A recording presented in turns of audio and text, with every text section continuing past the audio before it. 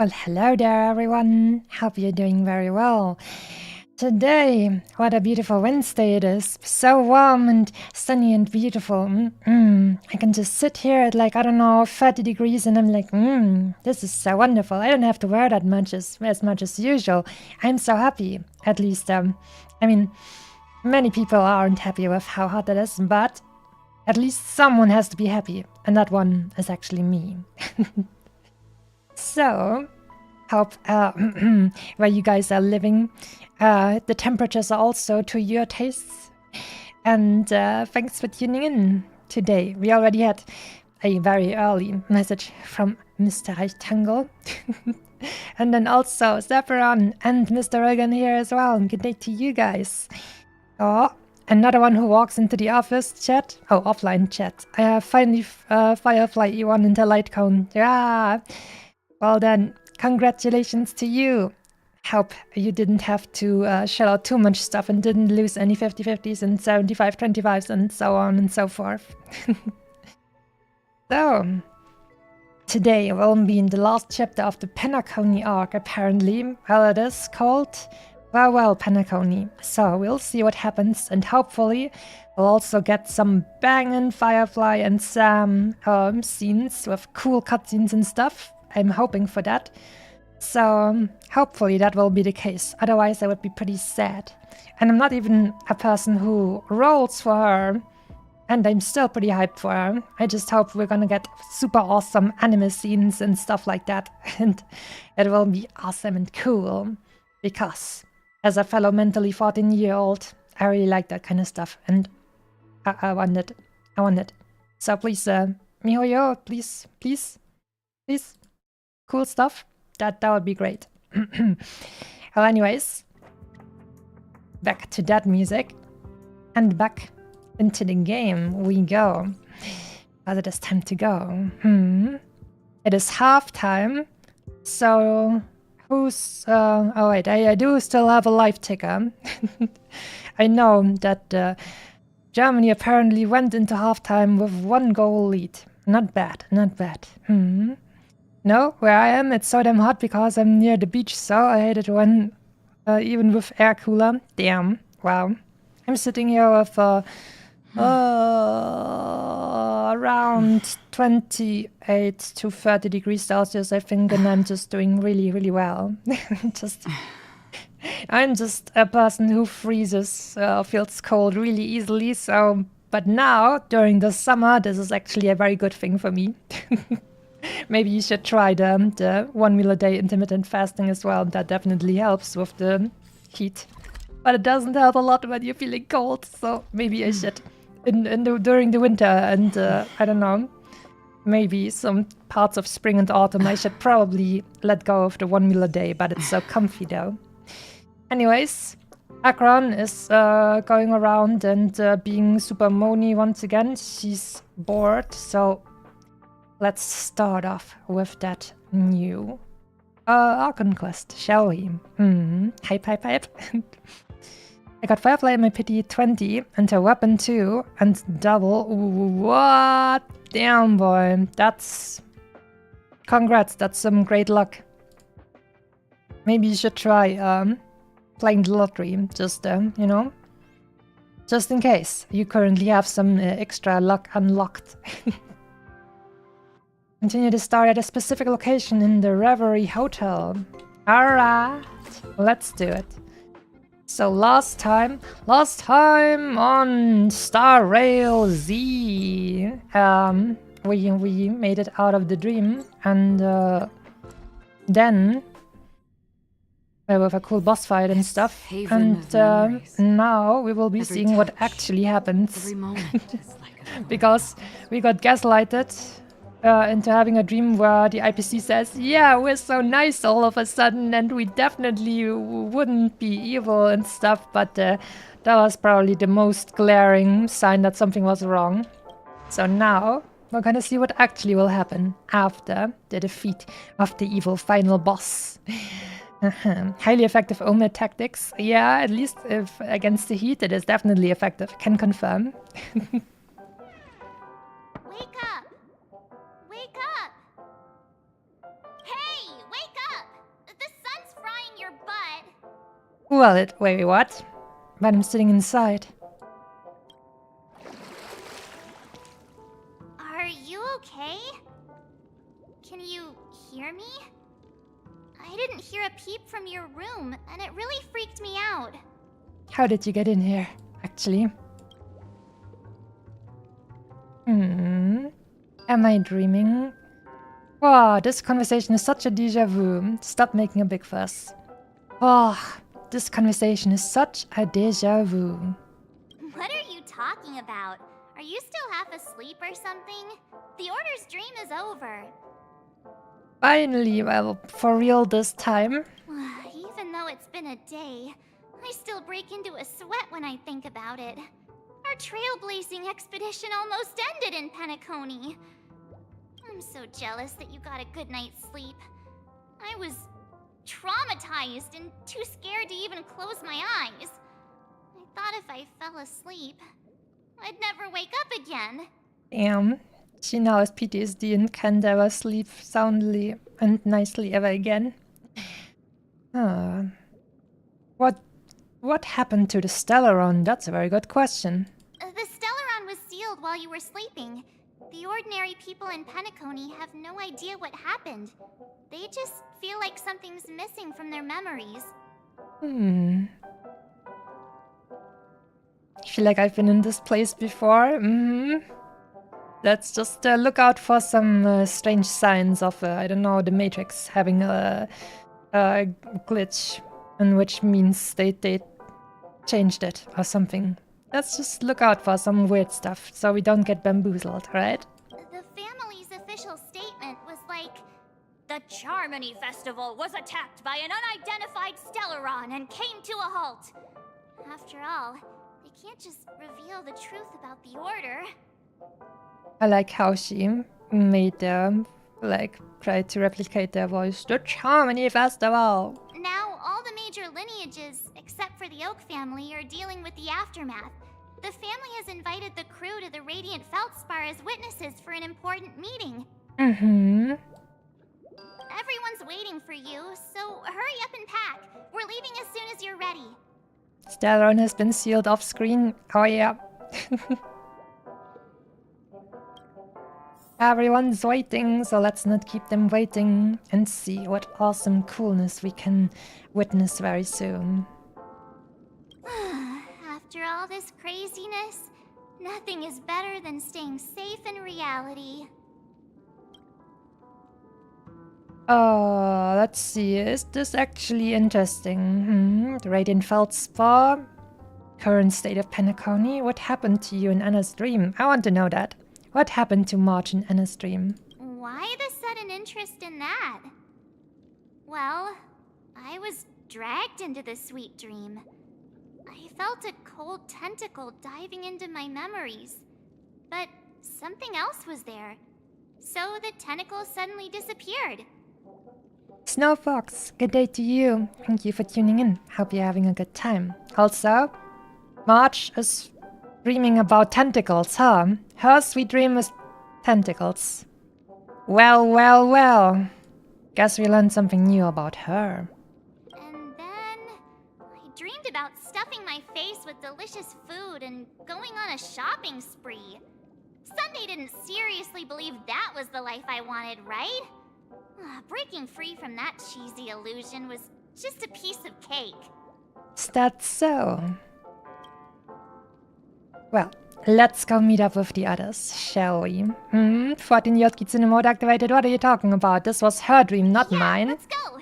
We've got some time before we board the ship, so let's catch up with everyone at Dream Jolt Hostelry. I can never again read anything concerning Dream Jolt and not make that one announcer voice.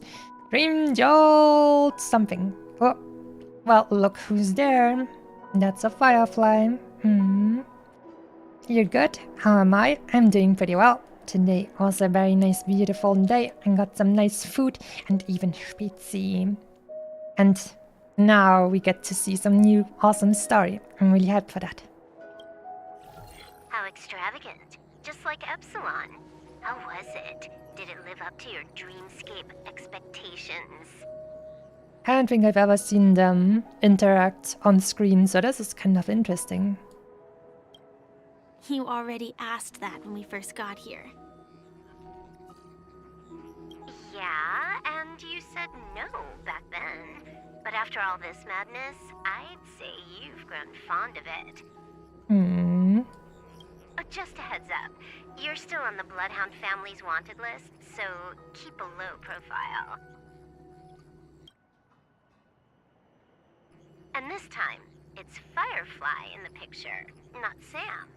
That's gotta be a whole new experience for you, right? Uh-huh. Indeed. In Kafka's words, that's also a missing part of my life. Still, it'd be quite inconvenient if I can't move freely. Could you help me out, Silverwolf? Well, could you, please? I knew you'd say that. Don't worry. I've hacked all the systems and left no trace. Well, they better not have any geniuses here who can just hack her back and delete all of her save files, which happened last time she did that in her space station. Don't do anything that may draw attention, and don't talk with guards. They might recognize you. Keep these 2 points in mind, and you can go wherever you want, unbothered. Thank you. You like my avatar? Thank you very much. Thank you, you might even say, like Firefly. Right, one moment. I'm gonna take that opportunity, since you said it, to just quickly show it off a little bit more. Usually I do that during the end of the stream, but today I'm feeling generous. So, take a look at my kimono. I also have legs, but most of the time I don't show off my legs because they're too long and then people know how tall I actually am. But I guess we can do it. Today. Once, I guess. But then, don't be scared how tall I am, alright? Promise? Promise. Alright. Now we see how tall I am. We can go back. Is this gonna be good framing for my ears? I think this is alright. Alright, back into the game we go. Promised? Alright, you promised, so now you can go back on your word. The family are chumps compared to Queen Herta? Definitely. No problem, Miss Samuel. I love this fake name. Miss Samuel? Well, that's gonna be her last name then, otherwise it would be strange to give her a male given name. Now that we're done here in Penacony, what will you do in your free time? I hear the Genius Society is here. How about we go stir up some excitement? Love excitement. Well, you know my script isn't over yet. I didn't bring you back to hear an answer like that. Later, Masmin, you will win a trophy. You pay attention. Wait, what? If you pay attention? Yani. We will, or you mean in the game we will win a trophy? Guess we're gonna check that out then. Stay vigilant for the trophies. Don't worry. The script says that I'll experience 3 deaths, but also receive an unforgettable reward on the planet of festivities. A smoochie with Kalos. Or Stell, if you play her. How will I know if I don't try? All possibilities exist until the outcome actually happens, right? You're in a quantum superposition state right now. You may not realize it, but you have a bad habit. Whenever you seem to be asking a question, you've already made up your mind, and no words will dissuade you. Masami's looking down to see us. Well, I mean, that depends. I don't know, if you're watching on your phone and you hold your phone over you, obviously I'm gonna look down on you. But if you put your phone downwards, then no. Anyway, Kafka asked me to pass on this message. If you see anything fabulous in Penacony, get one for me too. Just swipe my card, you know the pin. Damn. Apparently Firefly is the reliable one. Otherwise you couldn't trust some young person with a credit card. Didn't play Honkai Star Rail for a while, now taking long breaks. I see. I did the same at least once after the Shenzhou story was done, like with the Ventilia boss. I took a really long break, but for Penacony release I actually came back, and now I'm playing regularly again. Story is now much more interesting than Shenzhou. She didn't specify anything, but I guess she means a dress, coat, sunglasses, or something else. You know better about fashion than I do. Also, I had to process what happened to Tingyun, so that was one of the reasons too. Well, I took a big break in this game. Sure, I'll keep an eye out. There's tons of options at OT Mall. Do you think she'll like trinkets, like hair accessories or brooches? Those sound more like something for young girls. Maybe you should keep them for yourself. How about Kafka in a young girl attire? Oh, by the way, Blade didn't explicitly say it, but I think he was trying to say something like, temptation will show up again in Penacony. He's always so subtle with his words. In order to just repeat what Blade said, you have to replicate his voice with like a lot of bass, and then you go like, temptation will show up again in Penacony. Dark and brooding, lots of bass. Got it. I didn't really do it well. He was just worried about me. Relax, Silverwolf. You know me. I won't do anything crazy. I just want to wander around and see more of the world for myself. I want to buy some oatcake rolls.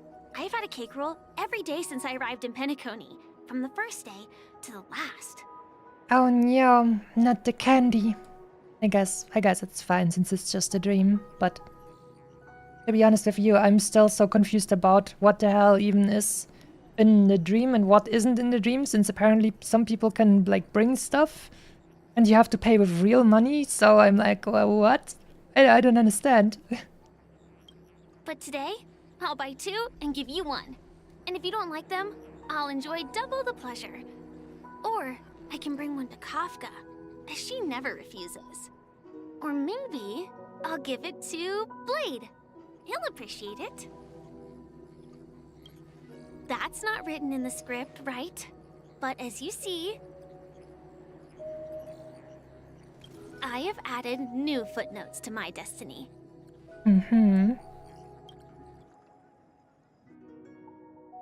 Wait, what? We're playing Topaz now? Welcome, Wow. Director Topaz.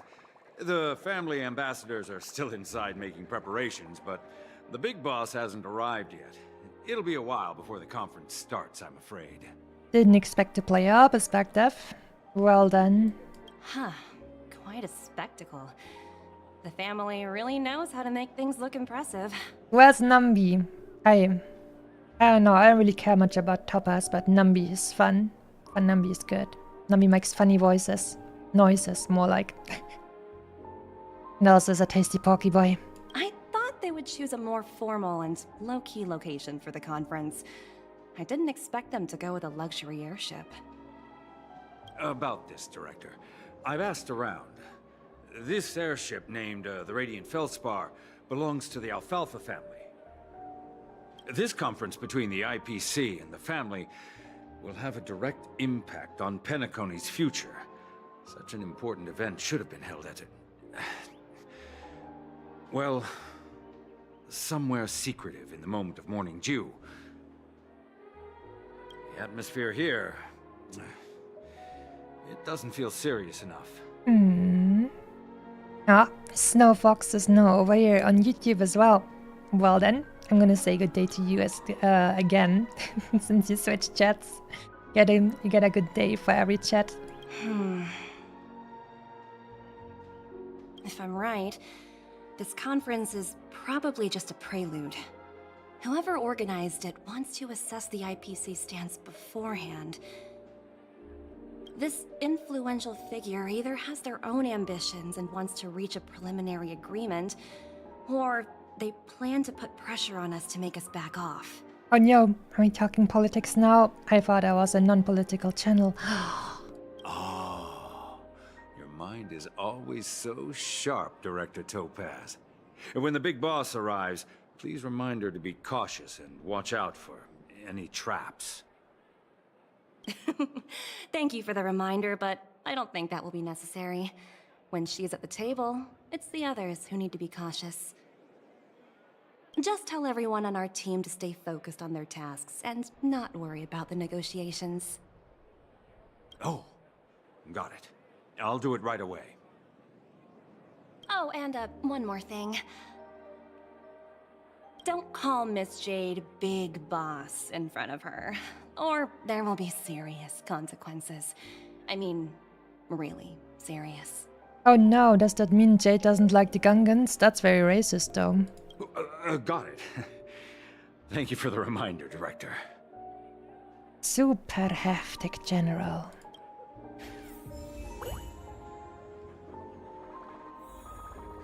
Ah, look who's there. Looks like a Nambi. What? Wait, what? Oh my god, what is going on over here? I'm not sure I can show this on stream, to be honest with you. I don't want to get banned. Oh my god. Wait. No, I'm not a 2D, I'm not a 3D streamer, unfortunately. If I wouldn't be a VTuber, this would be fine, I guess. I'd get a ban for like, I don't know, 12 hours and then I'd be back. But as a VTuber, unfortunately, we get a little bit different treatment. So I can't show this, actually. I'm sorry. Gotta be safe. Q. Shiny. Hard work pays off. Ah, Nambi's back. Take the elevator to the B1 VIP room. None of the important figures have arrived yet. Huh. Looks like the conference won't be starting for a while. Q. Such a bustling place. I think I'll take a little walk around. The people are just spawning, don't worry. Nambi noises, let's go! Oh, are you hungry, Numby? This is actually a very badly trained Nambi. Look at that. Topaz just allows it, I guess, to walk around on the table, which is very bad manners. Food in the dream. Shouldn't taste bad, right? Toss a potato fries sundae to Nambi. Oak cake roll. Float disc burger. What are we gonna go with? I mean, these guys are kind of piggies in my opinion, so let's see. Piggies are actually omnivores, so they can just eat everything that humans can eat, basically. So let's see.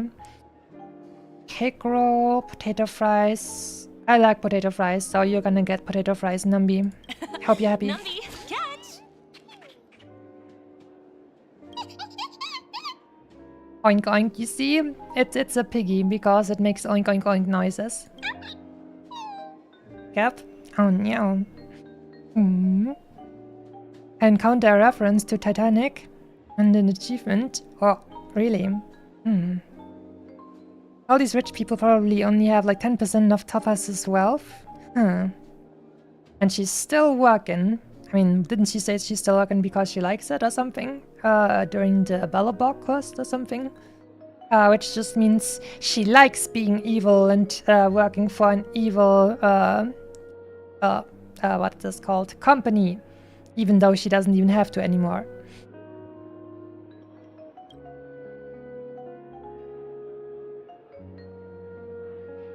Nambi gulps down the potato fries sundae, then lets out a satisfied puff. Oh, looks delicious, huh? Oh, I should have taken a bite first.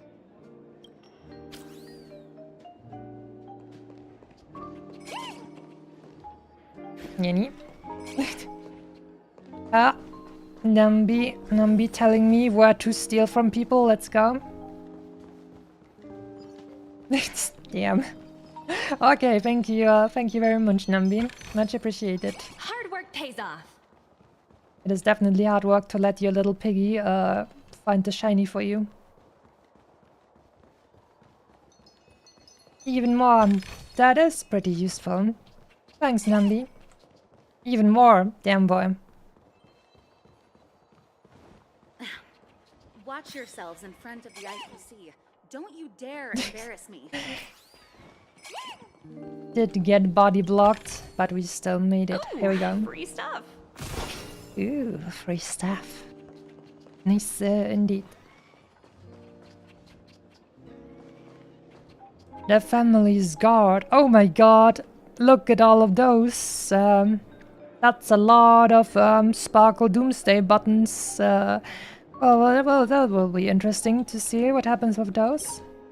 So many buttons. How many centuries would it take to press them all? Oh, hello there, Sparkle. On the job. Huh. Didn't expect those pooches to actually recycle them all. Oink oink. Huh? What are these? Don't worry about it. Let's just let the family do their business. Don't worry about it. Tis is elation. Nambi is the true playable character. That's right. You roll for Nambi and Topaz. You don't roll for Topaz and Nambi.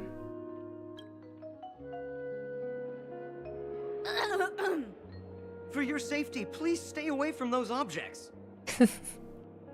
For my safety? Are these buttons something dangerous? No. No. Also, good day to you, Edo. We're definitely not handling dangerous stuff over here, don't worry. Not exactly. Lately, there's been a prankster in the Sweet Dream who's been handing out strange button devices to anyone he meets. He meets, well, she's good at deflecting the blame from herself, I guess. I noticed you use my characters for support. I do, and I appreciate it. That you're also using mine sometimes. According to those involved, he said something like, "Just press this button and all of Penacony will explode." Oh boy. Luckily, no one believed him. Still, the Bloodhound family collected these buttons just to be on the safe side. Haven't the hounds caught the culprit yet? Hasn't anyone actually tried pressing it, though? What will happen if you press it? Hasn't anyone actually tried? Well, perhaps you don't know much about Penacony? All the guests here have one thing in common. They're terrified of death. Anyway, the family will deal with these things. Please, kindly keep your distance.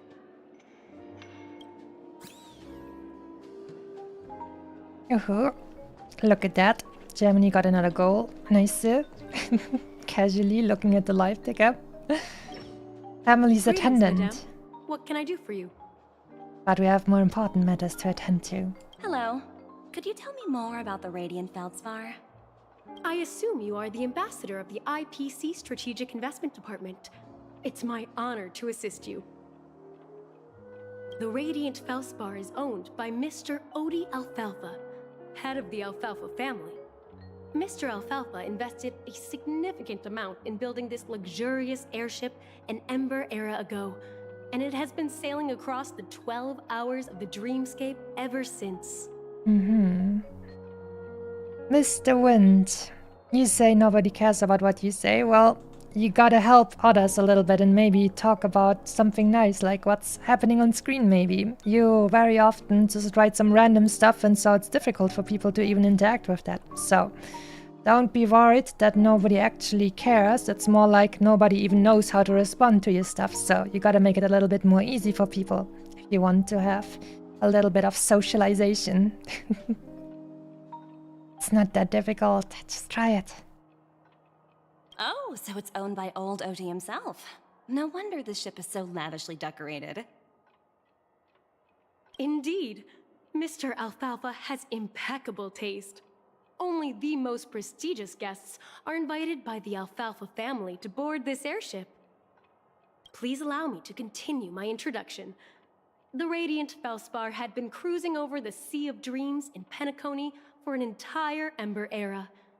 But its voyage was temporarily halted due to the recent reverberation. Reverberation? Such a formal way of putting it. You're really downplaying the whole thing. I apologize. Please continue.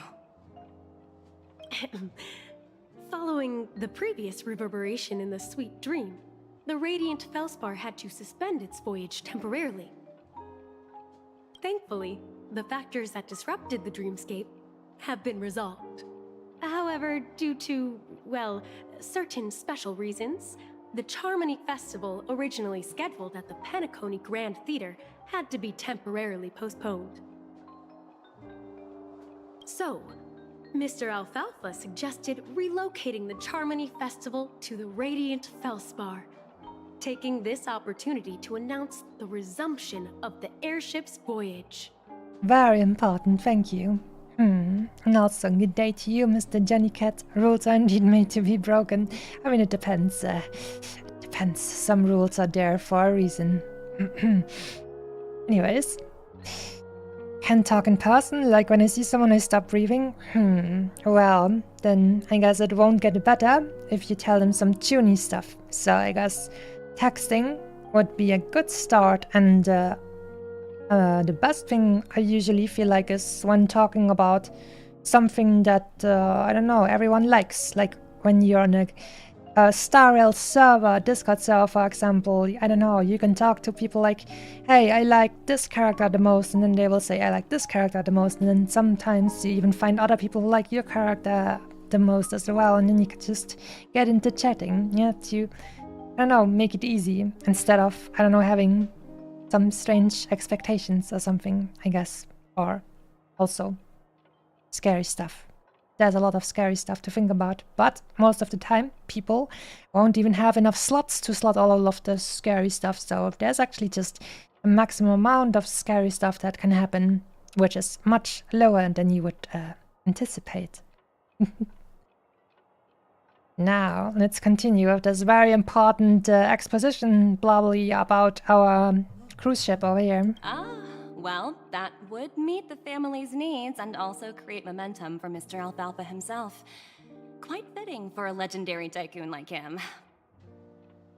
Thank you for explaining matters to me. Goodbye. Thank you very much for explaining that to me. I was definitely listening, but not as much as I'm listening to Nambi make oink oink sounds. Hello? The talent motivation department?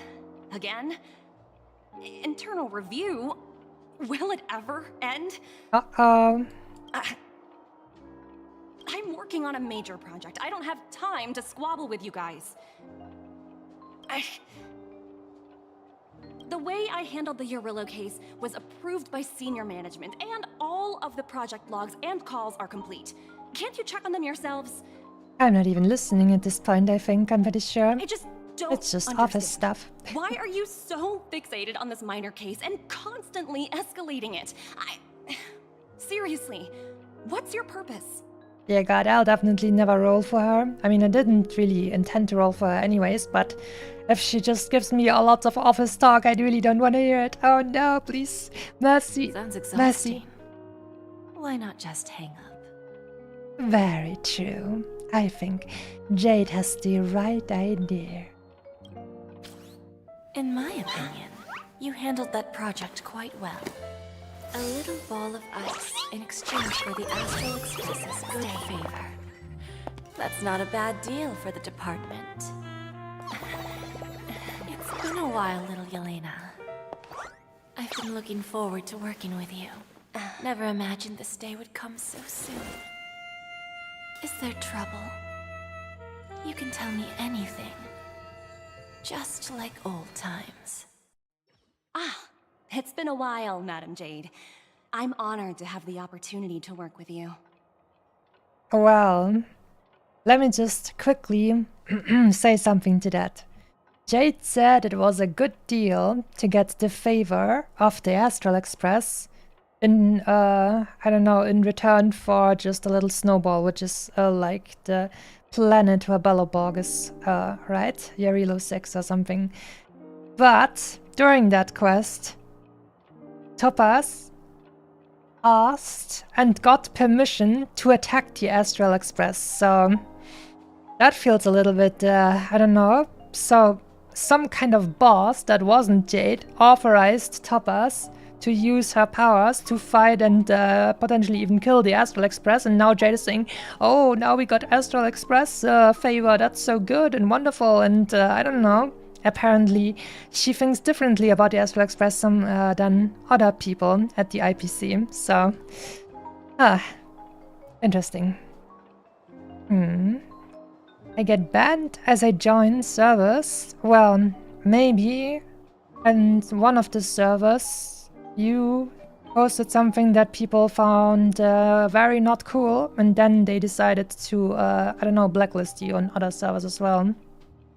That's maybe the reason.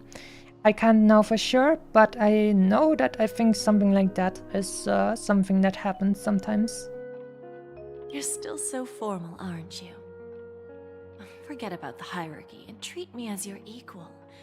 No need for unnecessary titles like Madam. I'm sorry, but it might take some time to get used to that. After all, you are a senior. Well, now that we're both members of the 10 Stone Hearts, I need you to be at your best. Especially since the upcoming negotiations leave no room for error.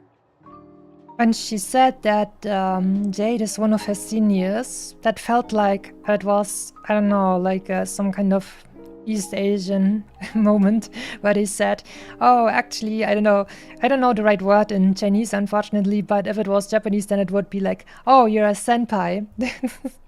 A senior.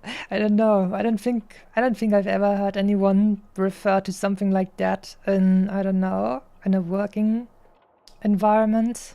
In what I've seen from the West, which is a little bit interesting. As sharp as you are, I'm sure you've figured out the true purpose of this conference, right? I believe old Oti has taken it upon himself to test our limits before the official negotiations between the IPC and Penacony. That's true, and it works in our favor. Do you know why? If we can reach some sort of agreement with old Oti beforehand, and gauge our opponent's boundaries, our future negotiations will go much more smoothly. That's the obvious benefit. Exactly.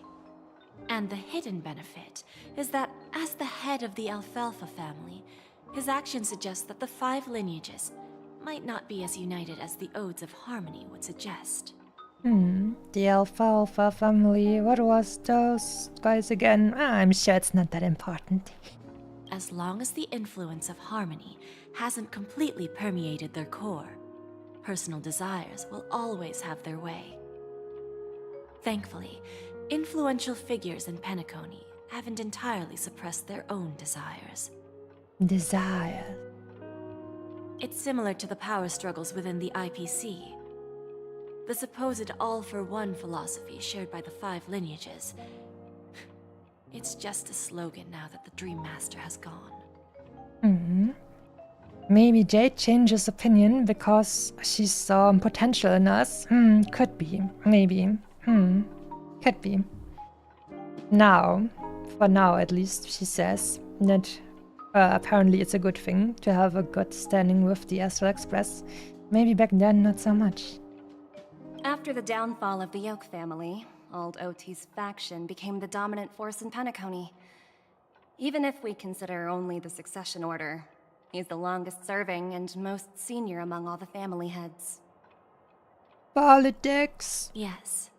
That's exactly why we need to handle the conference following an agreed-upon strategy. It's like playing a game of chess, where every move needs to be carefully thought out. Absolutely. The 3 steps of negotiation. Listen, test, and strike. That's what you taught me. Pretty clear. Although, you seem to have changed the order in the Yarilo case. I was like, strike and then to talk it out. That was based on my personal experience. Okay. I apologize for interrupting your conversation, but the family head is ready to meet the ambassadors from the Strategic Investment Department. Time to get to work. Let's prepare ourselves and meet that esteemed supporting actor. Let's go and talk to a bunch of NPCs. Here we go. Remember, our goal is to create an opportunity for the IPC to enter Penacony. Aventurine has already made a small opening, and you and I, we're going to tear it wide open. Yum. Just said my name in the game and then they banned you? Well, that's a little bit... I don't know. Guess I can't really be tech support in that case because there's too many variables. Sometimes people in games can just be really mean. Like for example, in the past when I've played Battlefield, there was some... Welcome aboard my ship, the Radiant Feldspar. Smart and charming ladies. In the past, when I've played Battlefield, sometimes there were some community servers that had some silly rules, I don't know, that they didn't want to have broken or something. Or sometimes on community servers you were just kicked because you were a good player and they didn't like that and they just wanted to get a lot of noobs and kill them. So that's something that I've experienced as well in the past, so I can't really say what it is, but just try and talk about the things that appear most like close to what you're doing. Like discuss items and characters and stuff, and then you're just gonna get into talking with people anyways, is my experience. Anyways, we have a guy that is not... I mean, he's definitely an NPC, but at the very least he looks a little bit different than all the other Redditors. But he still has this little Redditor plume on his head, which is funny. His antenna. Please, have a seat. Let's have a pleasant conversation. They put some effort into making him look different than the other Pepeshi people. Was that a name? Alfalfa family, but Pepeshi people? Redditors. I'm just gonna call them like it is. They have that little Reddit antenna, so that's what we're gonna call them. Phew. The negotiations were short. Papa's shot first. Welcome aboard, my dear ladies. Forgive me for any lack of attentiveness that might have led to a lengthy wait outside. This guy probably has a really funny voice in Japanese. I'm gonna have to check back later for that. No problem at all, Mr. Alfalfa. It's my honor to meet you in person. You may not be aware, but the book Odi Alfalfa, the biography, is a must-read for all Strategic Investment Department employees. We're starting off with a little bit of, what's that called? Flattery. Hoping today we will not have any blue screens and Masami crying on in the corner. Yeah, I'm sure it's gonna be fine. Yeah, because I feel like World of Warships is a more, I don't know, things happen there. Crashes and stuff happens there way more often than other games, and I think Star Rail is pretty optimized, so I'm pretty confident that we'll probably be fine. After all, to many, you are the legendary figure who single-handedly built the Penacony economy. I expected no less from the 10 Stonehearts from the Strategic Investment Department. You're definitely skilled in the art of conversation. Okay. They said one nice thing about your book stuff, and then you're like, oh, you're so skilled. Okay. I always enjoy talking to smart people because we don't have to beat around the bush. They just we did. can just get straight to the point instead. Since I invited you IPC ambassadors on board, I'm sure you've figured out the topic I'd like to discuss, yes? Actually, maybe he also thought that this, like, flattery was, like, useless and stuff, and this is why he now says, you guys don't beat around the bush, you can get straight to the point instead, which basically means, yeah, thank you very much, very cool, but let's talk business, right? So actually, maybe that was meant like this, so, The future of Penacony, if I'm not mistaken. NJP, yes, a more like OG-san voice, yes, this is what I was expecting, and the with the old man voice surely must be wonderful. Precisely. Precisely. Those few words represent a terribly complicated situation indeed. Let's take that golden-haired guy who's not showing up, for example. He put in great effort and almost got himself killed. But what was it all for? But in the end, it doesn't even matter. Wasn't it eventually to create an opportunity for you IPC to regain control of the precious Astana? Well, at the very least, he knows what's up.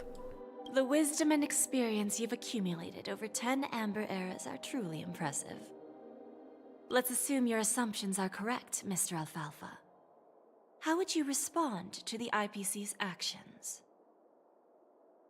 Alright, my man, you figured us out. Let's just assume we would actually try and do that. Not saying that we actually do, but what would you say if we actually did? I appreciate your composure, Miss Jade. You must have witnessed much in your worldly experiences. Worldly experiences. However, perhaps you don't know much about Penacony. Old Oti won't sit idly by when faced with a greedy wolf.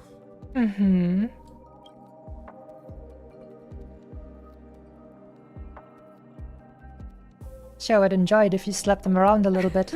Verbally, of course. Please, go ahead. I'm all ears. As am I. Then I'll be straightforward.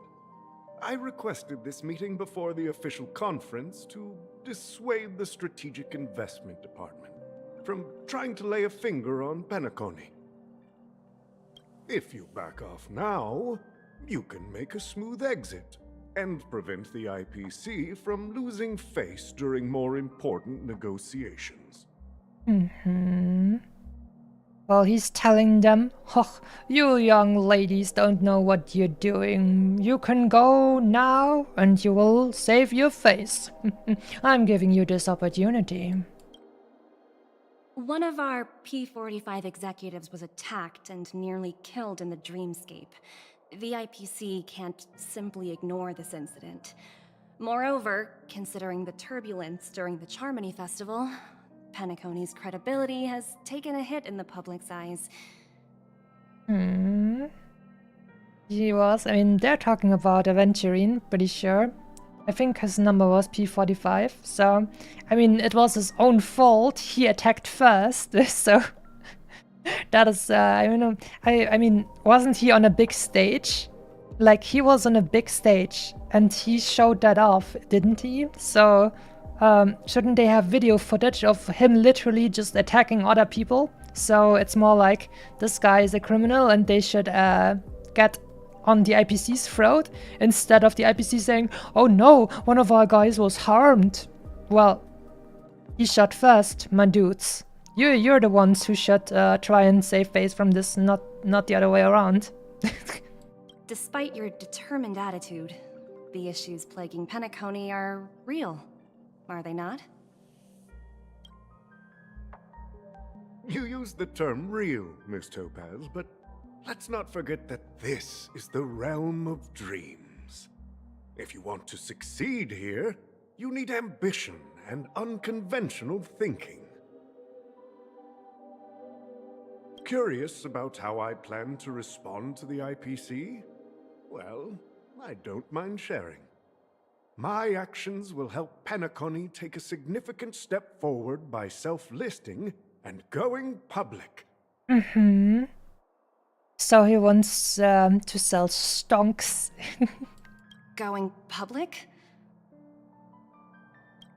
If I'm not mistaken, you want to bypass the IPC and go public on a universal scale. Mm-hmm.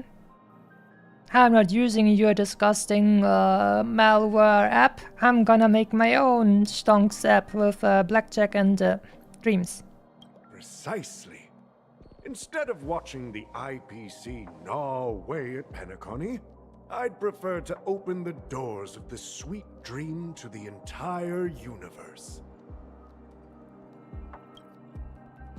Starting today, anyone in the cosmos can become a shareholder of the land of the dreams. Think of the shareholders. This is the path of harmony I'll choose.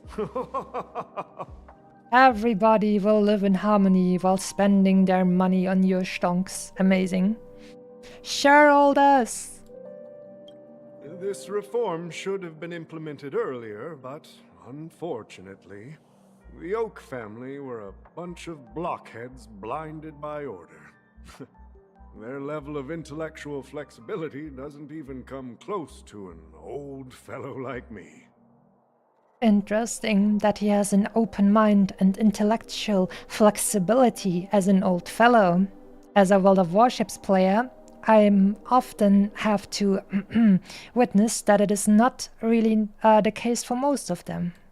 Thanks to the little reverberation earlier, the biggest obstacle between me and my reforms has been eliminated.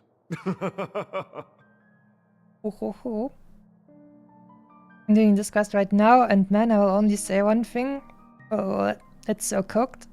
Well, then I'll watch them cooking. The Alfalfa family will publicize the financial results of Sweet Dream Paradise, so that the entire universe can see that despite the catastrophe, Penacony still holds immense potential and opportunities, and that the family remains confident in its future.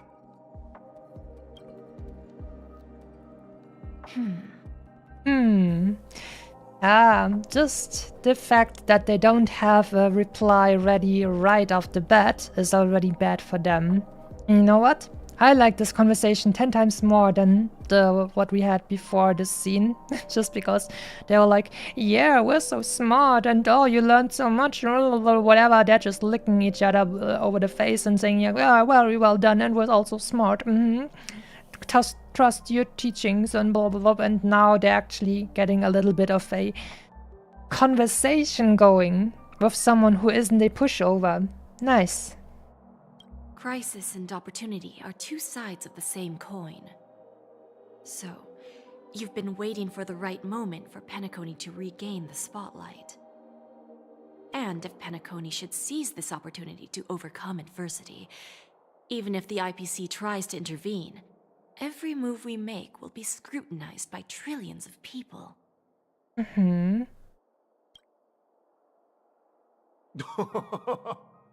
Now I'm convinced that you've indeed familiarized yourself with my biography, Miss Jade.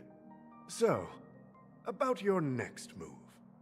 Please, consider it carefully.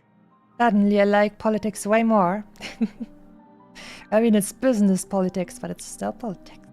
Indeed. We need some time to digest such a wealth of information. Is that so? Oh no. Made ya think, didn't it? I suggest we conclude the first half of our conference, Mr. Alfalfa. Please allow Topaz and me to confer privately for a few moments, and to respond on behalf of the IPC later. Of course. Take your time, dear ladies. Mm-hmm. But don't take too much time. That will show weakness.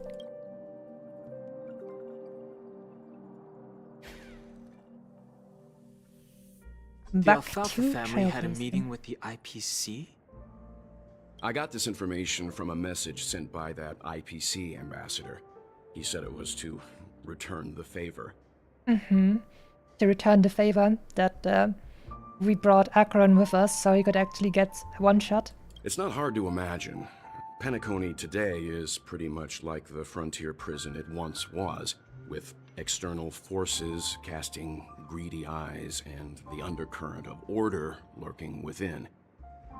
Instead of falling into a situation where they are plagued by both external and internal threats, Penacony would rather take a step back and invite the IPC to negotiate at the table, ostensibly to cooperate, but in reality, to secure more opportunities for their own survival.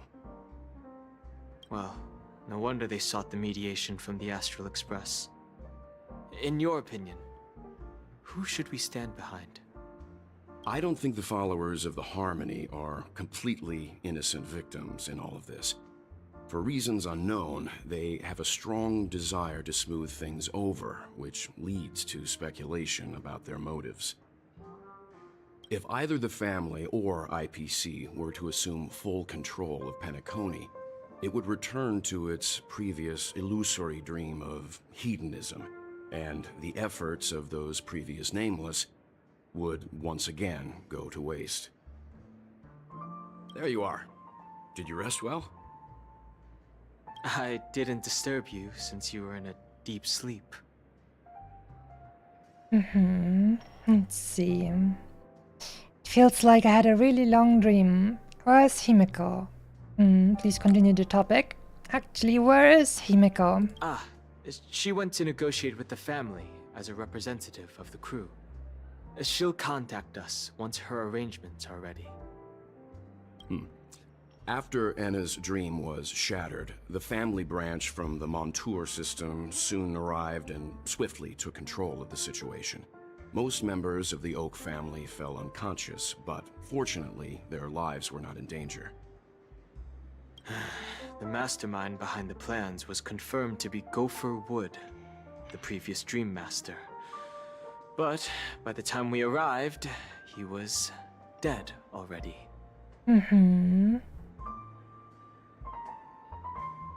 And what about Sunday? How did the guests react? What will happen to Penacony? Oh yes, I would like to ask about Sunday, to be honest with you, because they had like a cool moment where Robin and Sunday were falling together, but they were reaching out for each other, and then he was gone, I guess. Himeko, my beloved. Well, there you go. She'll be back soon, hopefully. Severon is streaming while he's also here. Well, don't let your chat know that you're actually, you know, being unfaithful to them. What about Sunday? He'll face a trial. As for further details, the family would rather not disclose them. Sounds kinda sussy. Ultimately, the public perceived the incident as an attack by evil forces targeting the Charmony Festival. They believe the family failed to safeguard the sweet dream, significantly eroding their credibility in the process. Man, I hate it when my credibility is being eroded. And I definitely use those kinds of words as a mentally 14-year-old, which is very normal for me to use those kinds of terms. Don't worry. Don't look too much into it. It's gonna be fine. While quite different from the truth, this appears to be the outcome with the least impact. After all, you don't know who's awake and who's pretending to be asleep. Well, they'll open their eyes in the face of danger. Once the danger subsides, they'll embrace the sweet dream again. Well. If it isn't Shaban. Wait, was that how you pronounce the name? Shaban? I think it was how you pronounce the name. Here's a toast. In the real world. 3 glasses of glory of the Trailblaze to all of you. Hello again. How come you're here too? What are you talking about?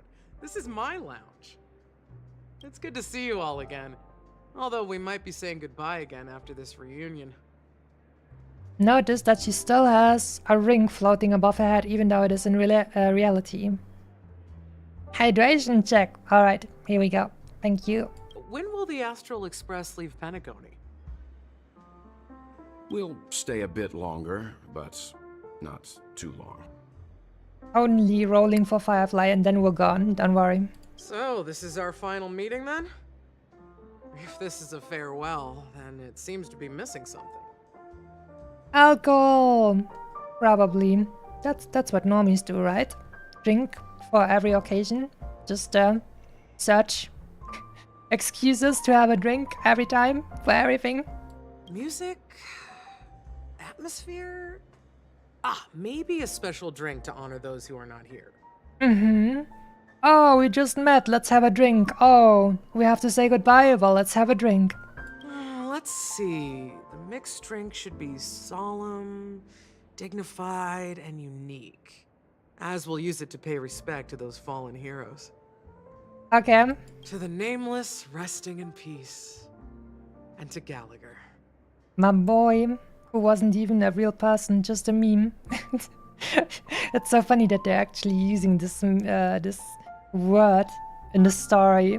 He was just a mimetic life form, or maybe not a life form. He was a meme. My dude literally was just a meme.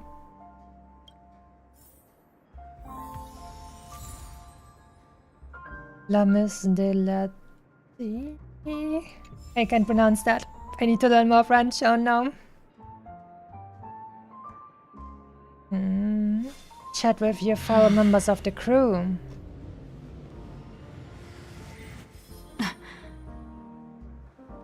Well then, let's see. Mr. Welt, Mr. DeWitt, and Mr. Danhang. It's rare for all passengers to leave the Express together during a trailblazing expedition. But for Penacony, it seems most appropriate. And about the Express, what happened to you in Anna's dream? Is the other incident in Penacony a unique case? What happened to you in your sweet dream, my friend? Did you get like a big oven where you could just sit on top of all the time, and your happy lizard body was just like, yay, I love a warm oven to sit on all the time? In my dream, the Express stopped at many places, and passengers came and went. However, the 5 of us were always present, and the journey seemed never ending. How sweet. Davros, good day to you. I'm so excited for tonight. Gonna do a pull session. Well, I'm gonna wish you lots of good luck and hope that you win all of your 50-50s and all your 75-25s and stuff, and hopefully it will be a good time. Perhaps this could be a deep-seated desire inside me. And upon realizing this, I knew it wasn't real. And you got something really nice, and then you thought, oh, that can't be real, because only bad things happen to me. That's sad. Well, that's all for now, I guess. Like I said, we'll go and see. Once we've packed everything, we should head to our next destination. Let's see if Mr. Welt had a dream about his wife and some other Honkai impact stuff. This trailblazing expedition has been thrilling and memorable. Hopefully we've all gained insights about ideals, paranoia, clarity, and dreams from the experiences we've had. What will happen to Sunday and Robin? When did the Order infiltrate Penacony? Did the IPC make any move? What happened to you in Anna's dream? Tell me, tell me, tell me. Well, it was somewhat surprising. In that dream, I returned to my homeworld and reunited with my long-lost friends. And for some reason, Acheron resurfaced in my mind. Well, he did go back to the Honkai Impact universe. Interesting. Of his long-lost friends. But then Akron too. When I realized that her conclusion was not preserved in memories, I became aware of the bitter truth. Her conclusion was not preserved in memories? What? Anyways, I totally understood what he just said. What will happen to Sunday and Robin? One bird longs for the earth and the other longs for the sky. Even if Robin had to stop her brother with her own hands, she won't give up on him. However, facing punishment from the Harmony is inevitable. He will face a trial. As for further details, the family would rather not disclose them. That is so sussy. What are they doing? Torturing him? Well, well. Did the IPC make any moves so far? Venturine's efforts finally earned the IPC a seat at the table. As a result, a more senior representative arrived in Penacony and initiated negotiations with the family. As far as the Astral Express is concerned, the IPC will make for an invaluable ally during the negotiations to prevent Penacony returning to its former ways. That's all for now. The conclusion of a journey can often be sorrowful. All we can do is to try to make sure it ends on a happy note.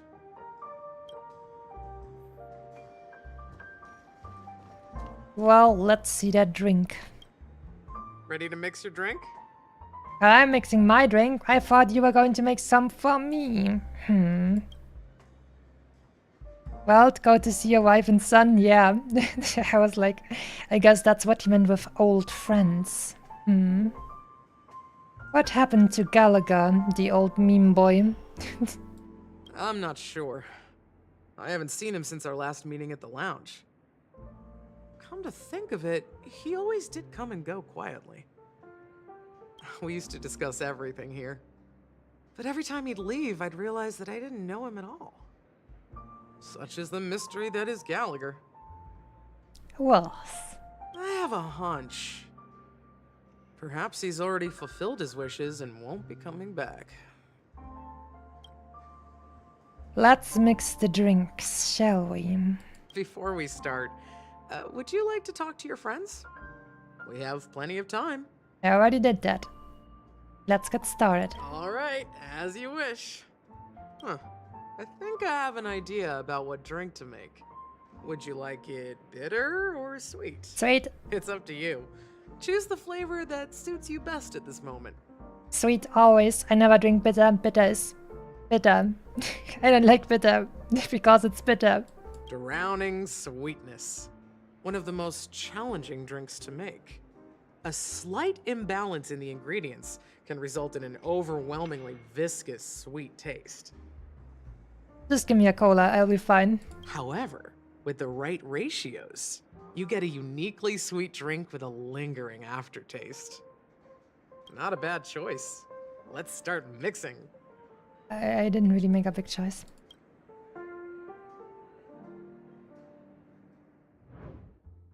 Oh boy, guess we back to mixing. Select the mini wine glass. Less ice. Dream jam. What? Milk cream? Oh, there we go. Dream jam 2 times and then sweet milk cream. Wait. Next stop. Where was that? Sweetness, intensity, and thickness.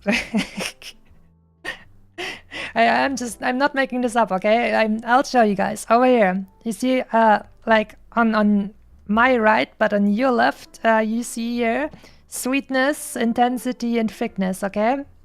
And I didn't make that up. Are we stirring? No, we're not stirring. Which thingy do I want? Green looks nice. Can only move on to the next if your mixing method is correct.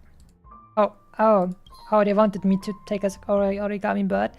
Wow, they won't even let me choose my own little thingy over here. Rude. It doesn't taste right if you don't have the origami bird accessory.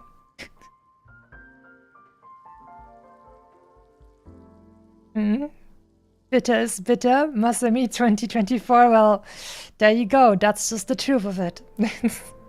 True words have never been said. Fall short. If you want to bring closure to past events at this lounge, there's no better way than mixing a drink. Blend all your memories and emotions together and stir them well. Through the filter of time, what remains in the glass is something to savor. I prefer cola. Well, it's done. Here's to the nameless resting in peace, and to my friend Gallagher. The spirit of freedom will spread far and wide among the stars, and its legacy will be more timeless than a pastoral song. We're not accepted by the outside world, so we've gathered here. What? Why not accepted in the outside world? And one day, our souls will return to the same place. Okay, you a criminal or something? Cheers. Cheers. Let's have a drink, everyone. Time to hydrate. Cheers.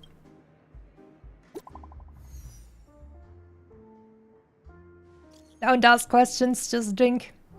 Oh, well, there it is. There's Himeko. Astral Express family chat. Himeko, guys, let's make our way to the Radiant Feldspar. I'll wrap things up soon. Let's meet at the aft pool in the stern.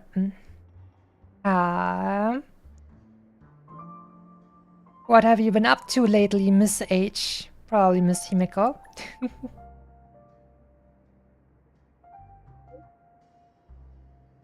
Marge is asking the same thing. Haha, and Himeko is being a little bit smug. It's a secret for now. Be patient. You'll find out at the opening ceremony. I can't wait.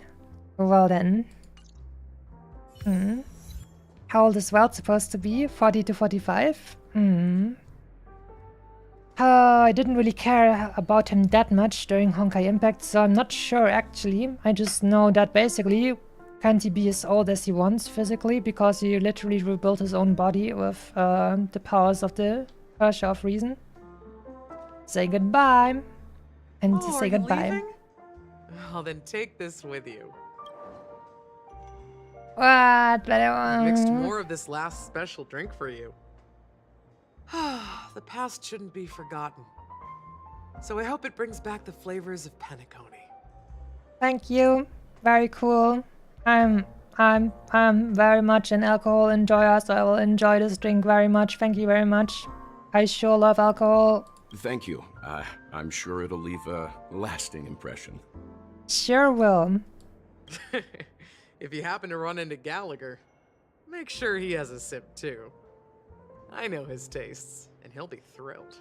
What? Gallagher likes this kind of sweet stuff as well? That would surprise me, but maybe you shouldn't judge a book by its cover. But what if we never cross paths with him? It's gonna be fine. He's a meme. He can just get memed again, right? We will. Alright, enough with the heavy stuff. You guys have important things to take care of, so let's not dwell on things. That's right. Whether it's the Astral Express or Penacony, there's still a long journey ahead. So let's lift our spirits, guys! With some spirits. And embark towards our tomorrows.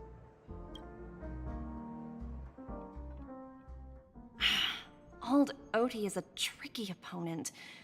I didn't expect him to take the risky step of going public at such a critical moment for Penacony. Indeed. He's definitely bold. It's that kind of boldness that made him the Odi Alfalfa he is today. Still, the outcome is uncertain. Shouting loud doesn't necessarily carry any weight. What about the phone call I asked you to make, Topaz? They agreed. But it'll take some time before they arrive. just as it should be. The sweet dew should be served after the bitter poison. Hmm. Looks like we'll be skipping the exchanging apples step this time around. Now that we're dealing with a greedy merchant, a simple apple wouldn't make a difference. Well, I guess I included myself in that remark too. Now I'm a bit curious, Topaz. Do you think Penacony is a quality asset? Yes. Despite its recent calamity, Penacony remains a top quality asset within the cosmos, with good credit, lucrative potential, and promising prospects. I feel like they're still super underselling what kind of stuff is possible in a freaking dreamscape. They could make so many crazy things creatively, and they only just scratched the freaking surface with their few dreamscapes over here. Well, that's obvious. But what I truly wanted to know is, this project is obviously too bland for your taste, isn't it? That's true. I wouldn't be here if it weren't for Venturine. But despite that, you trust him. You even entrusted him with a cornerstone. Something as precious as life itself, to finish this gamble. Are you not in the same boat, Miss Jade? Without us playing along, your Jade Stone wouldn't have made it across the border so easily, allowing you to see all desires that flow through dreams to gain a bargaining chip in negotiations. Interesting. Her stone can make her see all the desires of people around it. Interesting, very much. That's kind of a kitsune skill, not bad. Also, Mr. Rectangle is here as well now. After having the first laugh in the offline chat. Good day to you. That's why I'm willing to stake my topaz stone to cover for you. It's like one big elaborate game of chess. Once that kid sets his mind to something, nothing can stop him. Not even fate. Well, at least he's still alive, and that's the best outcome. Looks like we've strayed off topic, Miss Jade. Should we discuss our next steps? No need. I'll go it alone. Meanwhile, you can go greet our honored guest and wait for my message. I'll go it alone. I don't think I've ever heard that kind of... Wait, let me check the text. That feels like a strange response. Looks like we're straight off topic, Mr. Should we discuss our next steps? No need, I'll go it alone. But steps is plural. And she says, I'll go it alone. Shouldn't it be like something, I'll go them alone? Next steps or something like that? I don't know, it's not really important. I was just a little bit confused here. Okay. Okay. Is that Robin? Huh. She's also here on the Radiant Feldspar. Oh, I spotted some shiny as well over here. Not exactly Slap. eye-catching. She'll definitely be a good character for all the subs. Slash. Slap. I don't know what noises do whips make. Whip?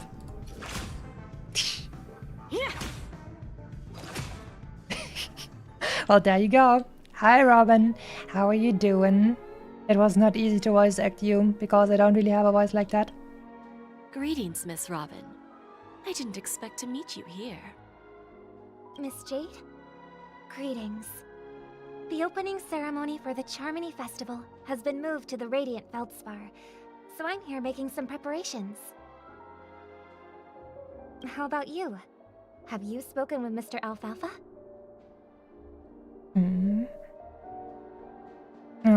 You say maybe she missed an at in her sentence. I go at it alone. Yeah, I would think that would make it much better. That was definitely like a weird grammatical formation that they had there. I think it's often said, but not technically correct. Oh no, technically correct is the best kind of correct. I'm actually on my way to meet him right now. Do you know him well, Miss Robin? Unfortunately, I've never met him. I've only heard a few comments from the former head of the Oak family. Mr. Alfalfa is respectable when it comes to business. But in other respects, I can't say the same. Oh boy. And just throw something like that out there to someone like her. That's gonna be interesting. Where do you think the future of the planet of festivities is headed? I believe the sweet dream will see its rebirth. Just like the radiant Feldspar resumed its voyage. The Harmony needs a new direction. Only by bidding farewell to the past can we actually sail into the future. There are no permanent allies or everlasting enemies. So let's both take what we need from this deal. Naturally. I'm looking forward to your performance. See you at the festival. See you later, Miss Jade.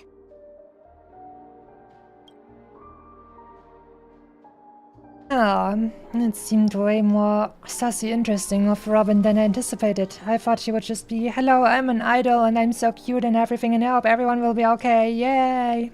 But, didn't turn out to be quite that boring.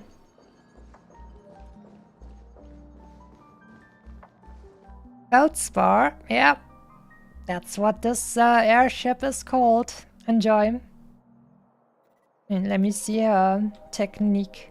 There's a good child. Do as you're told. Ha. I know that hair move. That happens sometimes, right? Just normal if you have long Thank you for hair. your patience, Mr. Alfalfa. Let's continue our discussion. Use air attacks, but I've already shown her whipping stuff, I guess. Whip! Figured out something already, Miss Jade? But where is Miss Topaz? Topaz has something else to take care of. You'll be seeing her later. Talks can still continue between the two of us. Is it just me, miss? Your tone sounds very different now. Oh no, now she's gonna serve him the verbal poison. And see what she's got. I need to set a good example for my junior. It's not a good habit to be too loose-lipped during negotiations, right? Now we can speak frankly and openly. Do you believe what I said, Odie? You're not the only merchant who has seen the changes in the cosmic market over the past 10 Amber Eras. Interesting. Now that's interesting. Oh, and this gonna go. And then thanks for tuning in. And see you soon. Hopefully you're gonna have a better time going forward. Good. It's good to be straightforward. Openness and transparency are my things. So, tell me, what's your next move? Unfortunately, I'd like to speak the harsh truth before laying out my plan. Let's cut to the chase. First, your plan won't work. Penacony has no way of sidestepping the IPC and going public. Oh no, you have to use their ransomware. There's no way around it. You can only use the IPC launcher for your stonks. Second, you can't stop the IPC from entering Penacony. We've got all the time and connections in the world to find a way in. We'll keep tearing down and rebuilding this place until the Asdana system gets used to the IPC's ways again. Now, I'm repeating your words exactly. If you don't want to be a laughingstock and have everyone gunning for you at the official conference, you'd better drop your little pie-in-the-sky plan. Oh, interesting. Indeed. You surely have a way with words. Now, I'm curious to know what you have up your sleeve.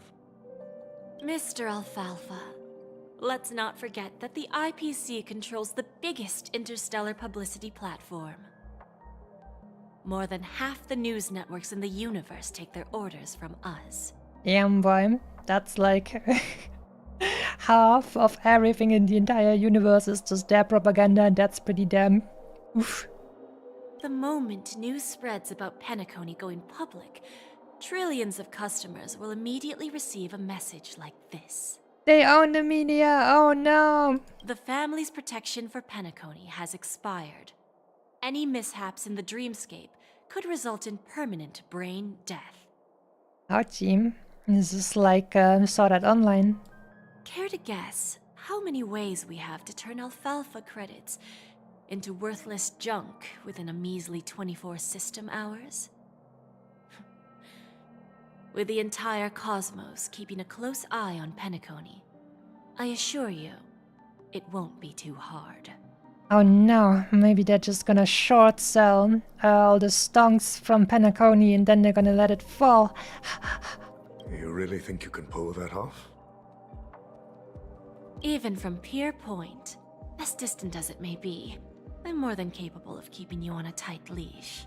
Oh no, those kinds of words. Maybe he's into that. However, if you agree to give up that half-baked plan to go public, the IPC will assure you that we'll never jeopardize the interests of the family heads under your leadership. Political nuclear option? Oh boy. After all, we also need allies here in Asdana. The IPC can assist Penacony with financing, starting by acquiring 30% equity shares. With our financial support, stabilizing and rebuilding Penacony will be a piece of cake. 30% equity, you say? Who can guarantee you won't want more in the future? That's the brilliant part of it all. The answer is simple. No one.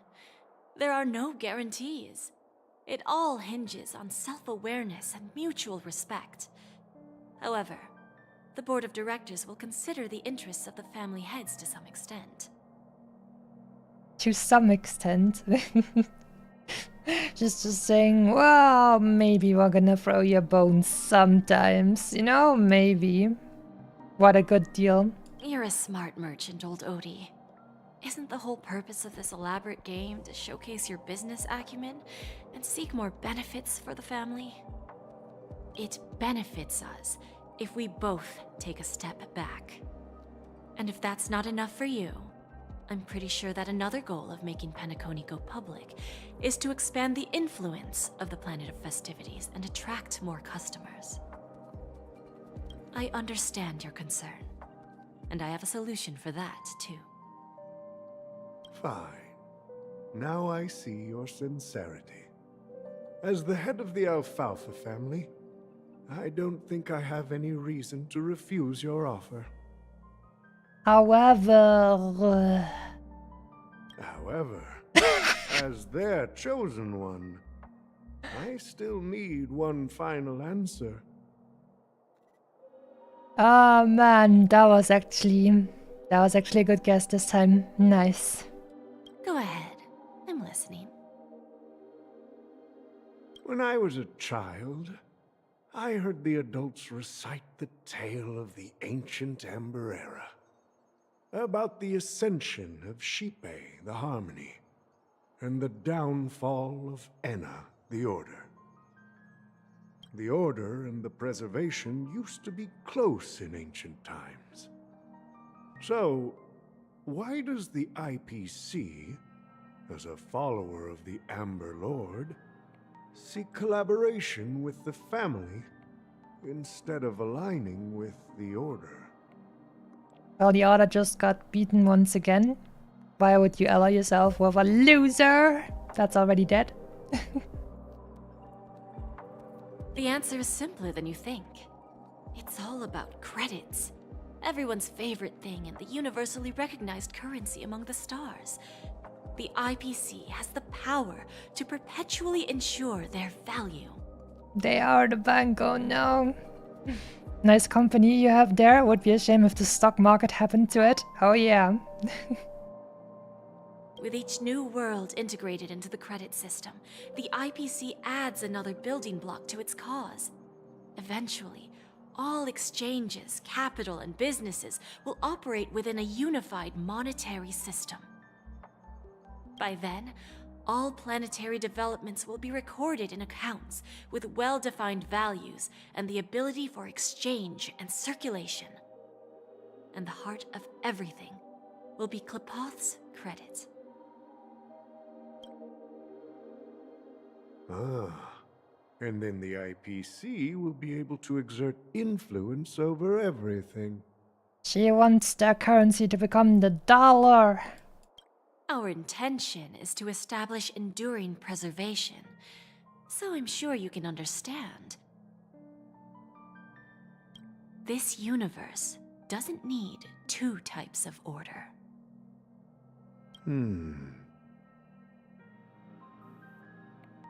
That's actually a good point. This universe doesn't need two types of order, and that's why they killed one of the Eons. Because you don't need two guys that do basically the same thing. Well said. Now you've convinced me. Only one more thing. All right. Tell me your solution. Let's see if we're thinking the same thing. Then let's continue our conversation. Please, Topaz, invite Sweet Dew to join us at the table. Sweet Dew?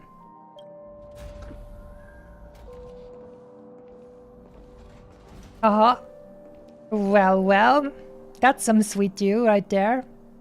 Thank you for your presence, Miss Himeko. Please allow me to introduce her to you, Mr. Alfalfa. This is Miss Himeko from the Astral Express, one of the future shareholders of Penacony. The Astral Express is a future shareholder. Nyanim. I've heard so much about you, Mr. Alfalfa. It's an honor to meet you as representative of the Astral Express. This stunning lady is the navigator of the Astral Express? It's a pleasure to meet you. I believe everyone here is familiar with the general contents of the proposal. After this round of financing, the IPC is expected to hold 30% of Penacony's shares. And once Penacony is going public, they'll just buy a few more until they're on 51%, and then they'll be able to call all the shots. Then, the IPC will transfer 5% of that stake to the Astral Express and recommend Miss Himeko as an independent director to honor the sacrifices and contributions made by the former Nameless to the land of the dreams. While this decision isn't finalized yet, we are honored that everyone here recognizes the way of the Trailblaze. Sure do. While the Nameless didn't embark on their journeys for fame or fortune, if this is the wish of both the family and the IPC, I will represent the Astral Express and fulfill my duty as a member of the board of directors. We're the shareholders now, everyone.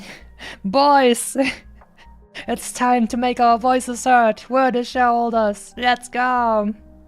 The entire crew has agreed to assist in the reconstruction of Penacony.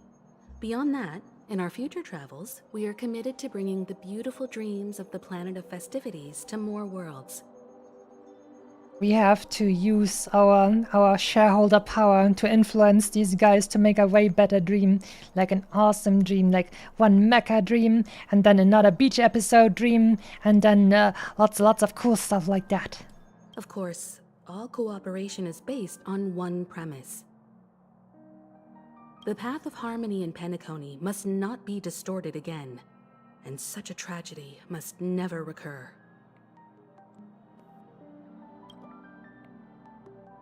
After the negotiations. That companies do, I mean, safe, totally safe. Yep. I'm sure they won't just go ahead and buy enough shares to get to 51%. It's gonna be fine. Also, slap.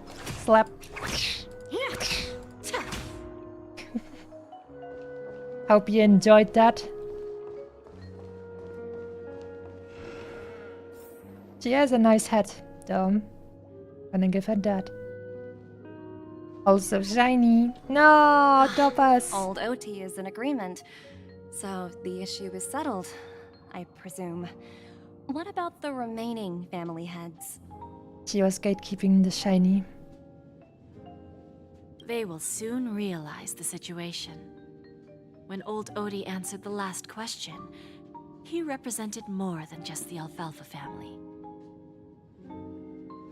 When should we schedule the formal negotiations? I'll handle the arrangements. It's all up to you. I'll step back and let you handle the negotiations and takeover. I won't be involved. But Miss Jade, this is... Aventurine initiated this case, and you were his project partner. If that kid hadn't overplayed his hand, I wouldn't have been pushed to the forefront. I came here today to help you sort out the toughest issue. I trust you'll be able to wrap things up quite nicely, little Yelena. Of course, there won't be any problems. And please, give Diamond my assurance. Don't worry. Diamond has always trusted us. I'll put in a good word for you, and you'll have your P45 position back in no time. Mommy came over to clean up the mess that the kids made. Radiant Feldspar. What a fantastic ship. Now that my business is done, it's time for me to indulge in my own little hobby. Oh no, not the dungeon. You want to open a Bon and Jade exchange branch on this ship too? Opportunities like this don't come around often. Just look at the guests on this ship. They're surely holding a wealth of valuable treasures. Well, I'll take my leave. A pawn shop can't run without a boss. See you around, Topaz. Little Yelena. I have one more question for you, Miss Jade. Go ahead. That dose of bitter poison.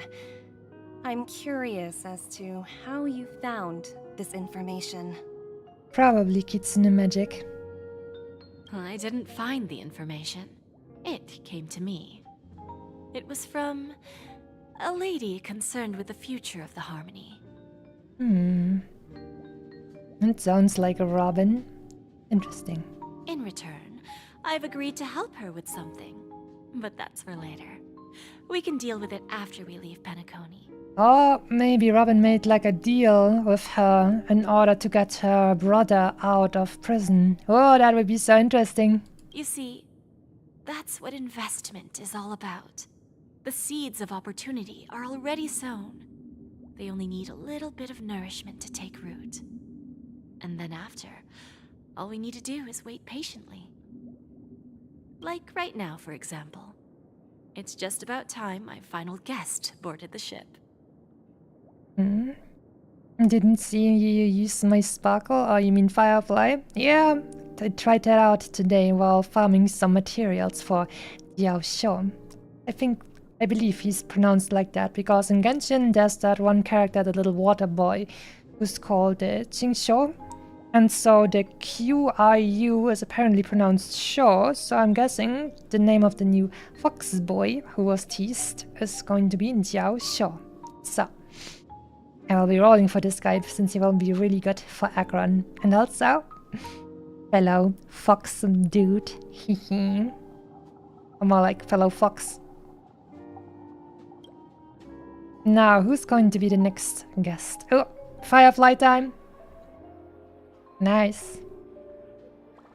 I really like that they're now also showing stories from the perspective of other characters and not just the main character. Makes it seem like a more well-rounded story overall. Sneaking in was way easier than I thought. The family's security is as lax as ever. Or maybe someone wanted you to be here. So, This is the Radiant Feldspar. So luxurious. A pawn shop that grants wishes. Is there really a place like that on the ship? I'll find out for myself if the rumors are true or not. Soldiers Pay is her little chapter called. Interesting. So this is the legendary Radiant Feldspar. Oh, we yanking that little chapter bird. Where's the starlight? Why can't I see anything? Tweet. Wait, what? This one is actually saying tweet instead of chirp. Oh my god. It's completely dark in here. Isn't this one of the airship's 10 must-see attractions? I think I hear something. Chirp.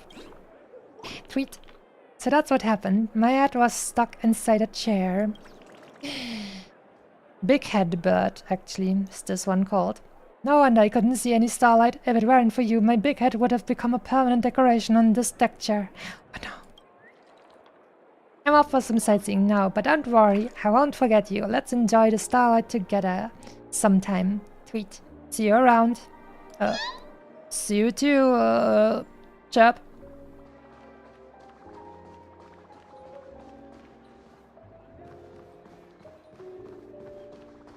Oh. That can't be. No, that's not Nambi. Nambi has some more stuff on him. Or them. Whatever that thing is. I don't even know if these things even have different genders. Oh no, are these guys still at it? Oh my god, they're still at it. That's disgusting. That is kinky. This way, please. To wait for the ship. Oh, can I take the lift? I guess we'll just have to walk around this one. This kind of style really reminds me of BioShock Infinite now. Like the parts that weren't like open air looked more like BioShock, and this one looks more like BioShock Infinite, obviously. Since you're in the air. Is that her? It is indeed her. Huh. Vanished in the blink of an eye. So the Astral Express is here too. And there's Robin. There's one more thing. Mr. Alfalfa and I discussed it. I'll present a gift to the Astral Express on behalf of the family as a token of gratitude for the Nameless's contributions to Penacony. Please help me with the necessary arrangements. With Firefly you can have an achievement. The one I told you at the start of the stream. You will see it. Alright. Right away, Miss Robin.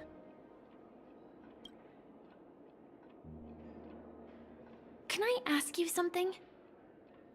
Oh, greetings, miss. Is there anything I can help you with? Do you know how to get to the pawn shop? Pawn shop? Ah, you must be talking about Lady Bonajade's place, right? I heard she offers, special services there. Special services. I've marked the pawn shop's location on your device. Please feel free to check it out. Lady Bonajade. I think I've heard that name somewhere before. Was it from Silverwolf? Let me see how she Come attacks. to think of it, she disappeared after mentioning that she was going to meet with the Genius Society.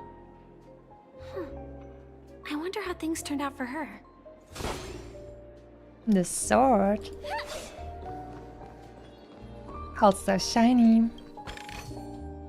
And also, I'm sure nobody on the ship will mind if I bring a little bit more spice.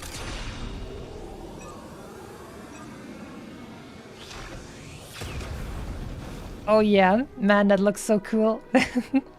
That looks awesome. Gotta be strong. Gotta be strong. Gotta save up for my Acheron team.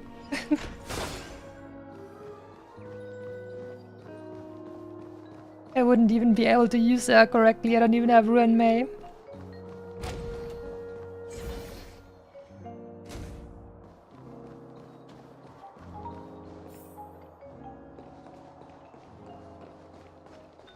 time for vertical investment. Don't get weak. Snowfox, I enjoyed watching you stream. Gotta go now. Have a nice streaming. Thank you very much. Hope you had a good time as well. See you soon. Oh, no! They're Welcome to gatekeeping the Bonnetade shiny. Exchange, Radiant Feldspar branch. They're gatekeeping the shiny from me. How rude. How should I address you, dear lady? Just call me Samuel. Really? Samuel.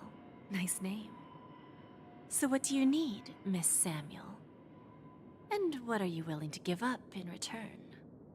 Is there any country where Samuel is actually a female given name as well? Because as far as I've learned, it's always male so far in all the countries I know. I want to keep on living. And for that, I'm willing to give up everything I have. Oh boy, she's not beating around the bush, is she? Everything you have. Oh no, not everything. That's right. Everything. Miss Samuel, I think you'd best turn around. It seems you're not quite familiar with the term pawn. What do you mean? I mean it literally. I sense your burning desire to live, but unfortunately, you don't have anything of equal value to offer. Oh boy. Okay. A pawn shop that grants wishes. I see. It's just a marketing gimmick. Always. Well, that's quite a harsh accusation. I understand you may not fully comprehend what I mean, but don't worry. I'll help you understand. Oh no. Go and talk to these people. They're all customers of my pawn shop. See for yourself if their wishes have come true. Once you've done that, come back to me. I'll help you understand the true meaning of pawn and make you realize what you're missing. That Lady Bonajade feels more like a money lender rather than the owner of a pawn shop. Well, you're probably not wrong there. I've got nothing better to do anyway.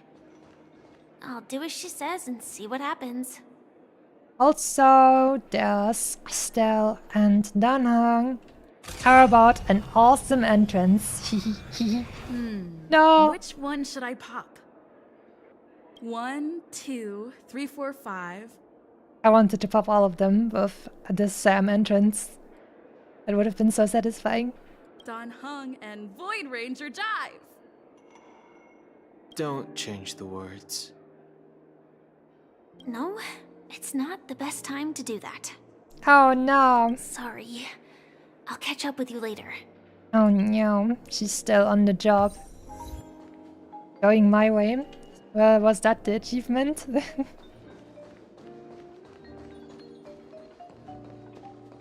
Was that Titanic themed? If so, then I don't really know. I wasn't really ever a big, oh my god, Titanic is so amazing kind of person. I did watch the movie though. But, I don't know.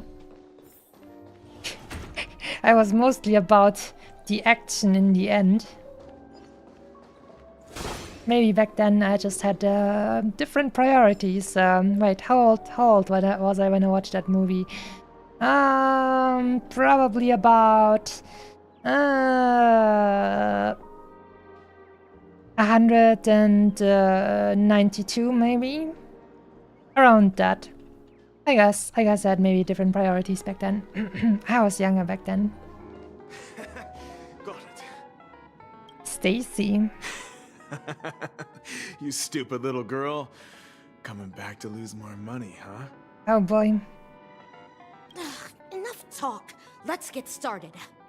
Stacy and the Gambler. That sounds like the title of a German fairy tale or something. This will be our final game. I'm betting my entire fortune. Well, Stacy isn't really a very German name, but the kind of setup. Oh, a big talker, huh? All right, let's see what you've got.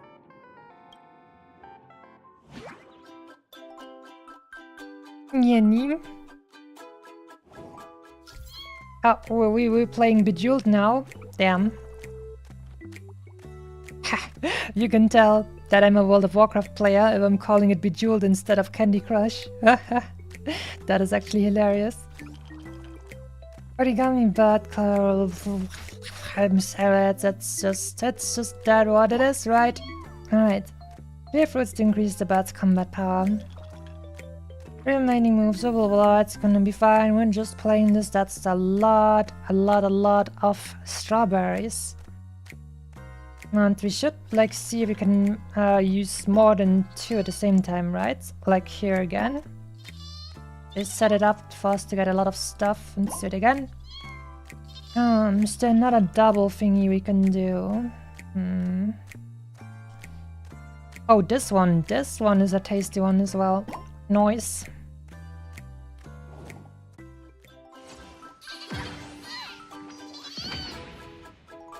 I was sad to see the blaze. What about Stacy's mom? The what? Like, could you stop moaning for a moment? That seems a little bit weird. What are you doing in the background? How is this possible? We have victory. There you go, my dude. I won? I actually won!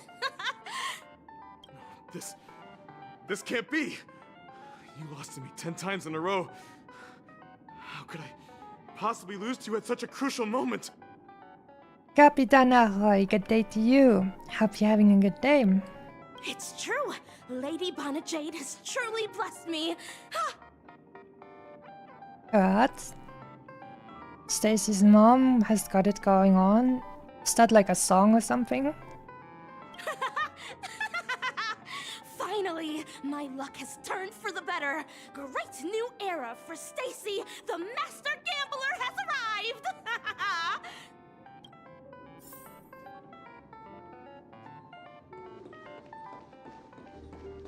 Interesting. So apparently Miss Jade implies that she gives people luck or something. It doesn't sound very tangible. Check the latest status of Lady Bonajade's customers. Oh no, little Redditors. Dell and Dorothy. I've prepared a gift for you, Dorothy. Check this out. I wish to invoke the 5th. So is that like a I don't know. How do you even say that? A lute song or something? Strange. You guys are sassy. I'll have to Google that at some point and ask. Put that in quotation marks in his song lyrics or something. I've prepared a gift for you, Dorothy. Check this out. Ah, what a cute little Redditor. Whoa! What a beautiful necklace! Is it made of cymophane? It's stunning. How did you know I love jewelry made of cymophane? It has the same purple hue as the necklace my dad gave my mom. I've never told anyone about it. How did you find out, Dell? Maybe he's a good gambler as well. Also purple. Purple gang. So... Miss J told him. Will you go out with me?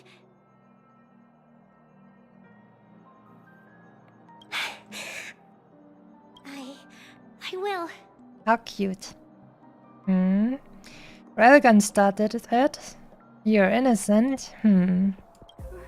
Fifth Amendment, the right to not incriminate yourself. Yeah, I know that much. Because people just throw it around so much. I'd like to plead the 5th. I never said yes before because I thought you had no idea what I liked. But this gift made me realize you were actually paying attention all along, trying to learn everything about me. So yes, I will. Oh, finally I realized you stalked me enough to know something important to me. Let's go, I love you now. Wonderful! My wish has actually come true! So, shall we go, Dorothy? Let's go outside and enjoy the stunning views of the 12 hours. Yeah, let's go.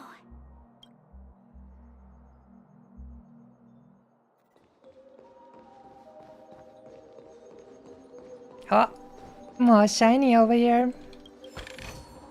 Inspection complete. Nothing suspicious. Nothing suspicious. Hey, did you see that? The gray-haired one outside. Mm-hmm. Well, that's us. Don't look around, just focus on your drink. Seriously, they look like a total lunatic. Is that her?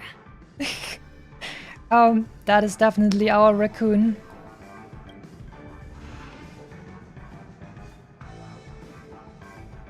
Oh no, we gotta get this achievement as well, where Firefly's like, oh no, I can't talk to them yet.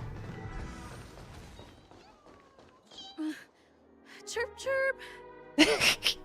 Oh my god. I've actually read out loud all of these chirps so much, and now my character is actually saying it out loud as well. Oh, that fits so well. Origami bird. Hey, little birdie. Definitely a crazy raccoon. Come on. Oh, calm down already. Everyone's staring at you. No, it's not the best time to do that. Yeah. Sorry. I'll catch up with you later. And why nobody's gonna notice? Walker. Oh, he's like a robot boy. Right. I've got him. He's been hiding at the Moment of Soul in Penacony, using a fake identity. And he even posed as a professor at Paperfold Academy. I've made a deal with the family. We'll leave the extradition-related paperwork to you. How'd I find him? Well, let's just say I had some help from an influential figure. Don't ask for the details. 22 years. Yeah. 22 years of chasing this guy all over the cosmos. You know, never thought it'd end up like this. Right here. I'm gonna hang up for now, partner. I need to raise a glass to myself. Partner. Right? That means you also should raise a glass. Everyone, hydration time, let's go.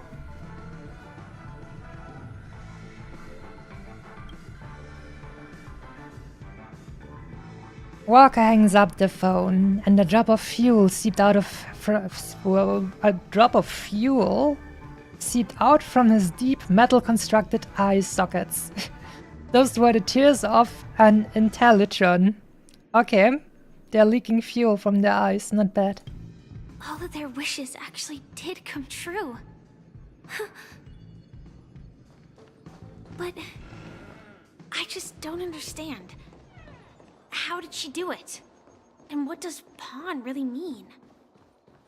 I should go back and ask.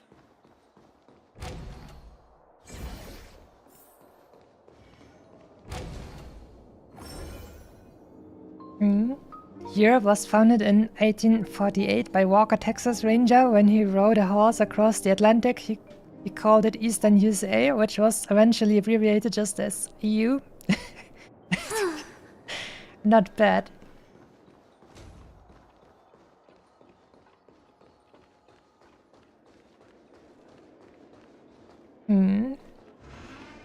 The chap chap, that's Masumi alright. Sounds correct as well. Well then, guess they found me streaming. And once again, I'm going to be gate capped from the shiny over here. Rude. So you're back, Miss Samuel.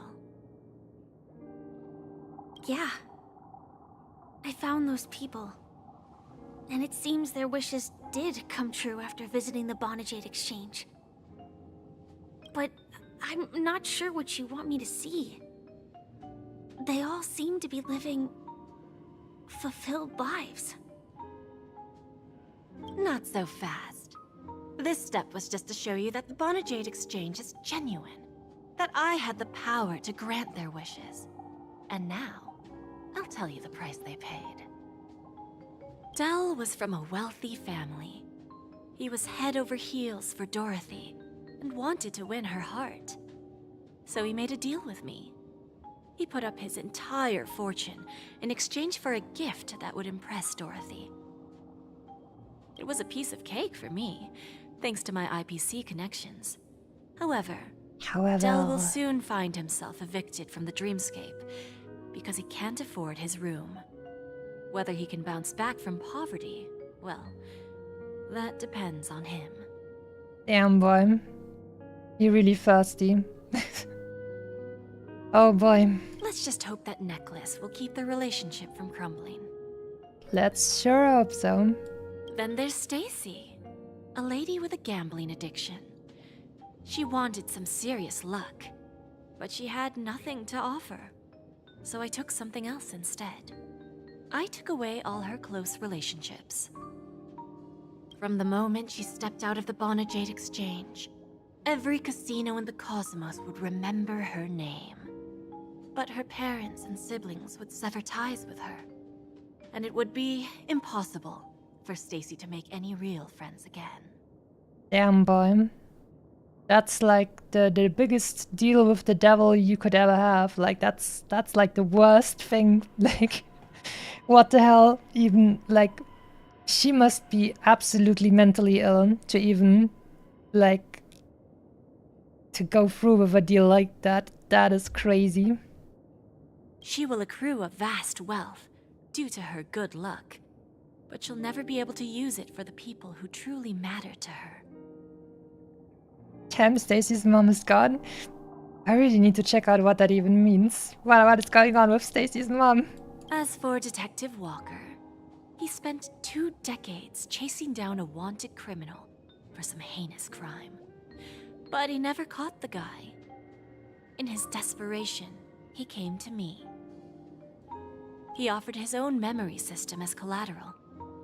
In due time, his memories as a detective will be erased, and he will completely forget his own identity and all the sacrifices he has made.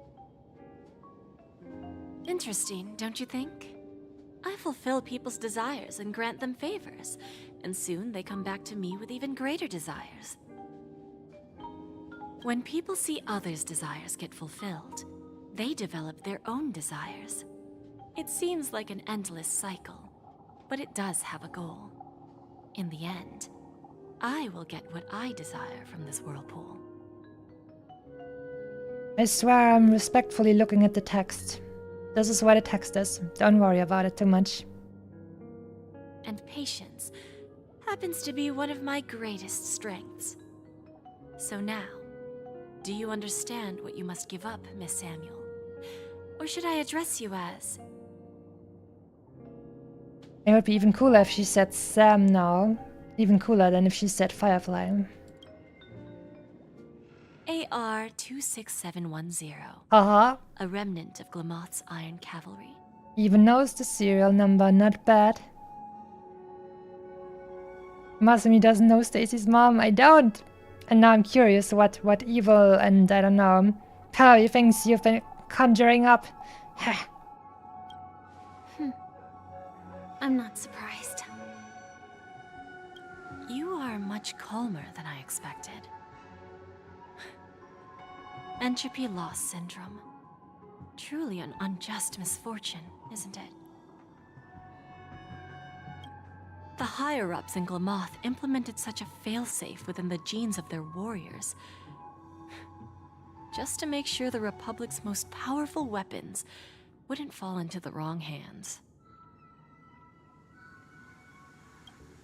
As for the price, those Iron Cavalries weren't exactly seen as regular, independent humans, so there wasn't really a price to be paid. However, you are different. You're now a Stellaron hunter, a living being named Firefly. Naturally, you want to continue your existence, but with the Firmament Front gone, the people who know the secret and can cure the disease are nowhere to be found. Are you suggesting that the IPC has a remedy? Well, there might be a silver lining. That's all I can say for now. I see. It's no wonder you said I can't provide anything of equal value. Because nothing I own holds any meaning. So, you're going to ask me to personally restrain my partners to ensure my own survival? Yani.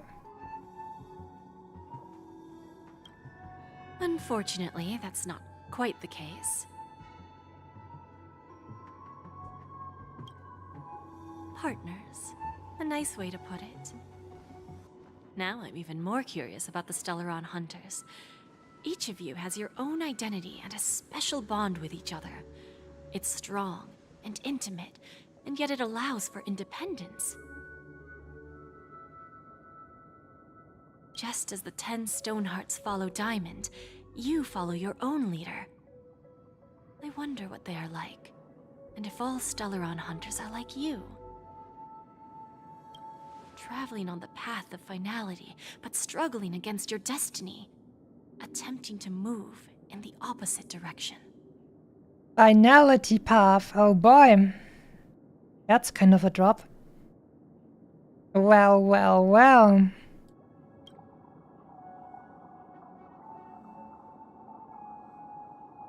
I really hope that one day, all of you will come and visit my pawn shop.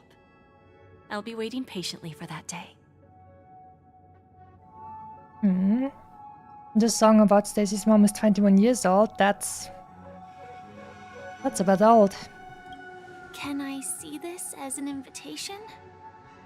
From Diamond to the Stellaron Hunters while keeping the IPC in the dark? Consider it more of a personal offer from myself. It doesn't represent the IPC or the Strategic Investment Department. The Stellaron Hunters have interacted with the IPC, but not the 10 Stonehearts. Our paths have never crossed. As for your offer, I can pass it along to my partners. But I have a question. It would be so much fun to see Jade and Kafka have a conversation, like the two absolute mummies. That would be so funny, how they interact with each other. 21 is now a bit old. I mean, for a song, definitely, right? Like 20, like cars are considered an old timer if they're like 20 years old, right? So how you can't? I mean, I can easily call a song old, a bit old, if it's 21 years old. If you can call a car that's 20 years old an old timer, right? You know who I am. And you must know that my partner is keeping an eye on this room. If she wanted to, she could let the entirety of Purepoint know about it within a few mere seconds. What drives you to take such a risk and extend this invitation on behalf of Diamond, even if it could lead to your downfall? Simply put, you and I are the same. Oh no. You both like dungeons? However, unlike you Stellaron Hunters or the Astral Express, we band together merely to obtain what we want. Each of us has our own past and destined ends, and on this journey, we have been invited by Diamond to join him. So it seems like she's showing off in the background a few more of the 10 Stonehearts. But now they all look like whatever. Of course, we know about Topaz and Venturine as well, but on the top right, I see someone who looks like they have a little bit of a female appearance going on. So if she would turn out to be a really annoying and mean and arrogant princess, I would enjoy that very much. This journey could be either brief or long, as each of us carries a void in our hearts that can only be filled from the outside. Sparkles. So, Diamond made us a promise to divide the power of the Emanator of Preservation into 10 pieces and give each of us a cornerstone to fill that void. Mortal flesh is fragile, yet my heart is unyielding like the monolith. For without this resolve, the way of preservation would fade into oblivion. So, you understand? This pledge goes beyond a mere oath. It's our collateral in exchange for opportunities, wealth, survival, and a future. And whatever we gain from it will fortify the Stonehearts in return, allowing us to achieve the great cause of the preservation when the war among the Eons eventually comes. The preservation is diamond, as implied by that text. So that means they are in direct contact with their Eon? Or maybe diamond is a emanator for the preservation?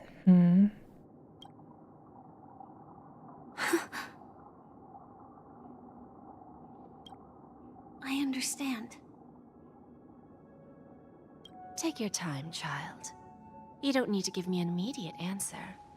Like I said, patience is one of my greatest strengths. If fate turns that page, our paths will cross again. It's a shame, though, that this pawn shop can't give me what I desire. My last attempt in Penacony. Well, it ends with hope.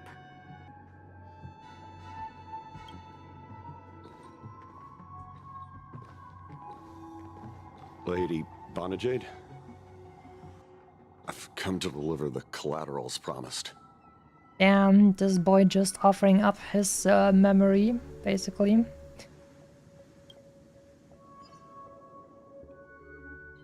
Turns out, the meeting to decide the future of Penacony went much smoother than expected. With little debate. The Charmony Festival's opening ceremony is starting soon. I should head down and take a look.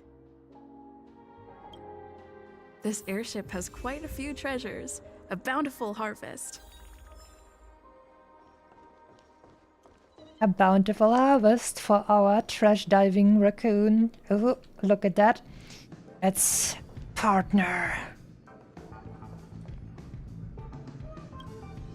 Remember, I can take you out with just one shot whenever I choose. Oh, Aventurin is here too, I guess. Oh, that'd be my honor. Don't worry, I hate cheating at the table. You better. Ah, look who's here. The great hero of the Astral Express. The most dazzling trailblazer in all of Penacony. Oh, you're here too. Long time no see, friend.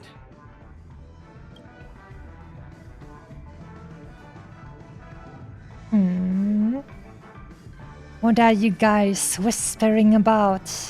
Do you always compliment everyone you meet, Aventurin? Why are you on the IPC side now, cowboy?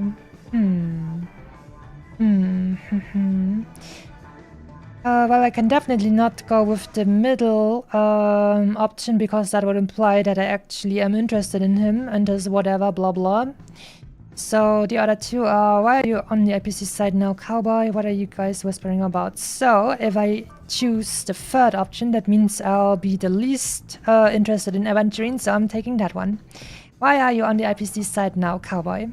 This fella is also tracking down that son of a gun. What's that saying again? The enemy of my enemy is my friend. Let's set aside those under-the-table dealings for now, partner. Don't want to spoil the festive mood of the Charmony Festival.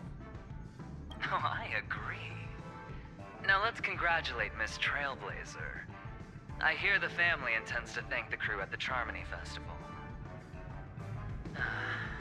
It's a real pity I can't personally be there to witness this. I think the English voice actor for Aventurin is actually kinda really good at getting that stereotypical oily, sleazy guy voice from the Japanese into English, which is kind of impressive. I'm not sure if they were actually like actively going for that, but I feel like it definitely reminds me of that and I hate it. So good for him. It works well. Does its job well.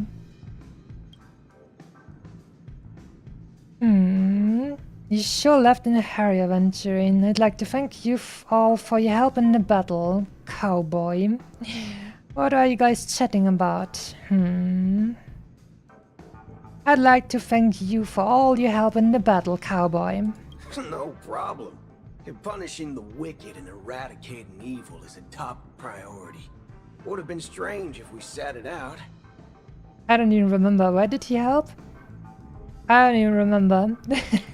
Sorry about that, my dude. I'm sure you were great. Us Galaxy Rangers are making a comeback.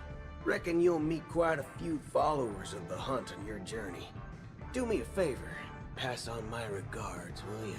Right, he brought lots of Galaxy Rangers, right? And then they did something with the dream stuff, something like that. You guys were great. I'm sure of it. Hope you guys have a fun festival. Thank you. And I also hope you enjoy yourself. Great hero of Penacony. That's me. I'll pass. But I do hope you guys have fun. If you don't mind, let's play a few rounds next time. No way. We're not gambling with this guy. Dr. Ratio. How about that? Ah, yes. I remember you. Your performance at Herta's space station was adequate, I suppose. Thank you, I suppose. No wonder that gambler likes you so much. That's disgusting. I didn't know you were here too. Do you know Aventurine? Can I please get your autograph, Dr. Ratio? That would be funny, actually. I wonder how he would react to that. I'd also like to ask him, do you know Aventurine? Because lots of my fellow streamer friends, girls in particular, like to pretend that Aventurine and Dr. Ratio are in a relationship. So that would be funny to know, but I guess they're gonna click that option anyway, so I can just watch it when they click it. So let's go with the funny one. Can I please get your autograph, Mr. Dr. Ratio? Don't try to emulate that gambler's penchant for attempting to be overly clever. I'll let it go this time, but this won't happen again. Sorry. Very well. The Charmony Festival is about to commence soon. Take advantage of this unique opportunity. A blend of work and play is essential for superior knowledge absorption. A blend of work and play. Very true, my dudes. How do you rate Aventurine? That's a strange thing to ask. I thought you were going to make me get my act together. I thought you were going to make me get my act together. Saying such a thing merely indicates that you have not truly grasped the essence of learning. The principle of balancing work and relaxation is scientifically grounded. Very true. With the relevant proof process detailed on page 21 of the 31,467th issue of the academic journal Star Caesar. Acquiring knowledge aims to enhance living. Don't invert priorities like those dolts at the guild. Oh no, but you heard that? It is scientifically proven that you gotta have some play when you're working. Or after you've worked. You gotta have a good balance. Why is so British? I'm not sure actually if he sounds British. It's more like he sounds very... Wait, arrogant isn't really the right word. More like... tied up? I don't even know the right word in English for that. But I think it's more the tone and less actually the accent or dialect. Hope you have a fun festival as well. Then you'll excuse me. Sure will.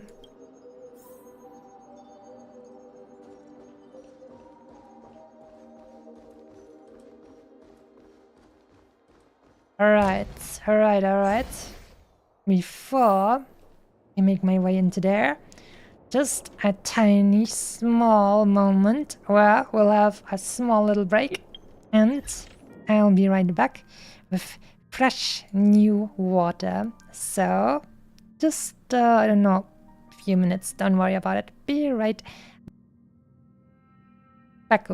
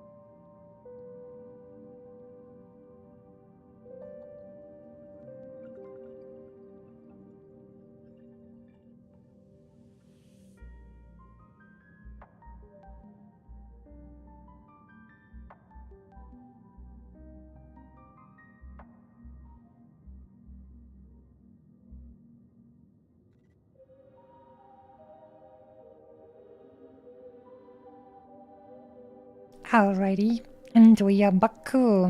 Also, Mr. Wyvern is here as well. Good day to you. Hope you're having a nice day. Seems a little bit early for you, does it not? Over there, Mr. Americano.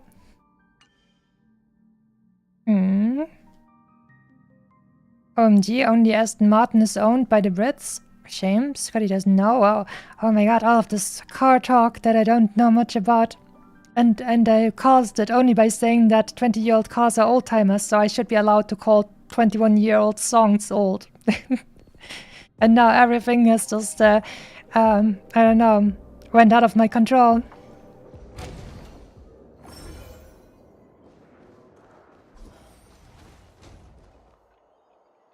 You misreference to old songs? Had to make sure and catch this one after missing last one. I see. And then, thanks for tuning in. I hope you're having a good time.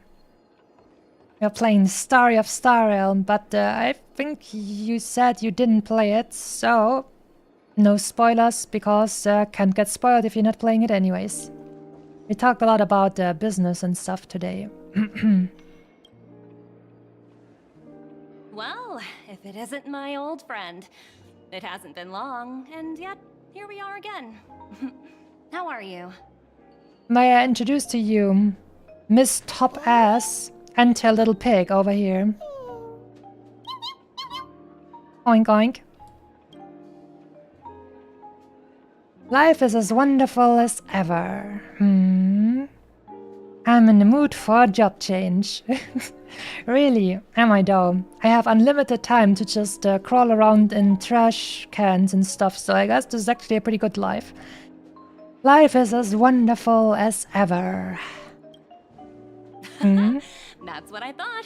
I heard you guys pulled off a big stunt, cutting down the Oak family in one fell swoop. 30-year-old cars are old-timers? I thought it was 20-year-olds. Huh? You sure you're not trying to gaslight me? I'll Google that after the stream, don't you worry. I'll make sure you're not gaslighting me. Such a pity I couldn't be there, or else I would have lent a helping hand. Look how bustling this ship is. Not bad. Someday when I'm less tied up, I plan to host a grand party on my eco-ship, and you'll all be on the guest list. If you go to the bridge where all the birds were, you will earn an achievement with a Titanic reference. Ah, I see. Well, we're gonna check that one out. Maybe it will say my trash can will go on or something. I want to ask you a question about that transformation. Are you also able to transform yourself? Oh, like Aventurine. That would be interesting. Maybe she might even be playable, because maybe she'll get longer hair if she's transformed. Transform? What are you saying? Oh, I understand now. You're referring to Aventurine's cornerstone, right? Sorry. Compared to him, my ability is not as visual. What? Your cornerstone doesn't allow you to just put on a banger outfit? I mean, I wouldn't really say it's a banger outfit, but apparently some friends, some girlfriends decided that he looks so good in that, so I guess he does, apparently. Not my cup of tea, but I guess. Guess there is no harm telling you. The abilities of the 10 Stonehearts as cornerstones are all different.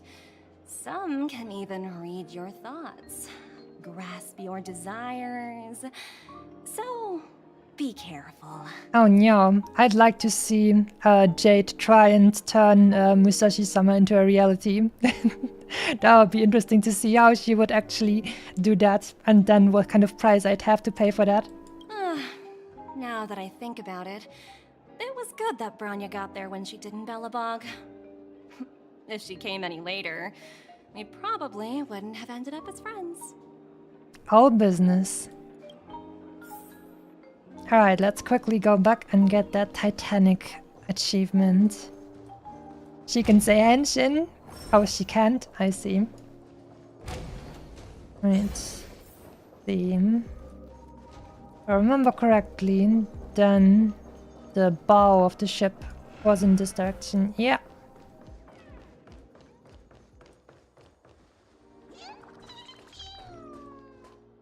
If you jump, I jump. Wow. Oh no, you two lovebirds, don't do it. You're not so romantic. Wait, what's a romantic? I don't get it. Tweet.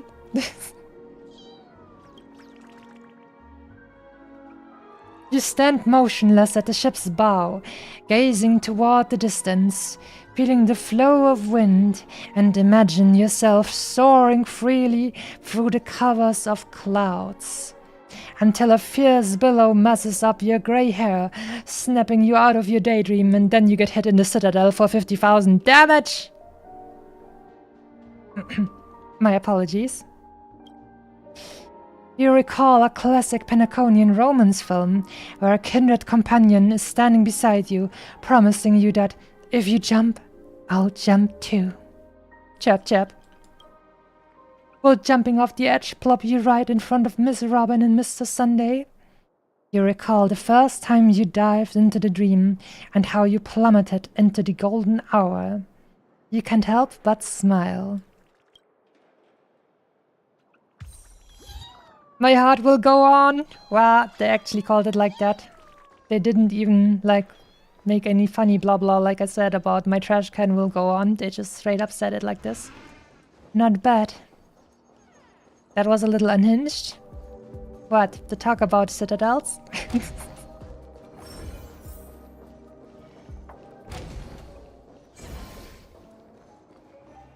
Let's see, what other guests can we talk to?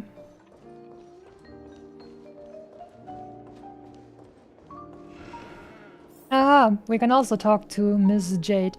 But first, you can't... No! No!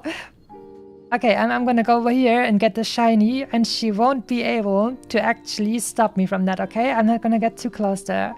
Wait, but first let's collect this one over here. What is that? Learning and sleep.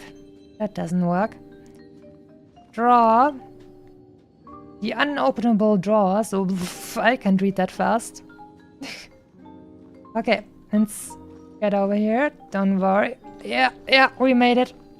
Finally, we're able to get the shiny that has been teasing us for all of this time. Oh, we didn't actually automatically get into this, so we didn't even have to sneak around. Anyways, that worked. Hey there, lively lady. Welcome to the Bonajade Exchange. She sounds much different now. What should I call you? My name is Masami. March 7th or Sunday. Do we want to joke around? I mean, she's obviously gonna know anyways. Oh, well, my name is Masami. What a unique name. It sure is. At least outside of Japan, I guess. So, miss, what do you wish for? And what are you willing to sacrifice for it? Would be really funny if we had a really stupid name like this. Now for, I don't know, Super Blazer 42069 or something. What a curious name indeed that would be. What am I willing to sacrifice? So whatever I wish for. Make Nanook bow down to me. I want to be the CEO of the IPC. Revive Akevili. That's pretty cool. But actually, I want Nanook to be my bitch boy. Oh, this is your wish. Oh. She's like, oh damn. She has those kind of tastes. Oh. Lady Bonajade doesn't even blink. You're guessing she doesn't even have a sense of humor. Sounds simple enough. Very pragmatic. Then, let's discuss the cost. No way, this is the endgame already? I'm listening. To fulfill this wish, the thing I need is simple. The tail of an animal. No, she won't get my foxtails. No, I can't pay a price like that. No, I have 3 tails, and I'll never give up even a single one of them. Nah.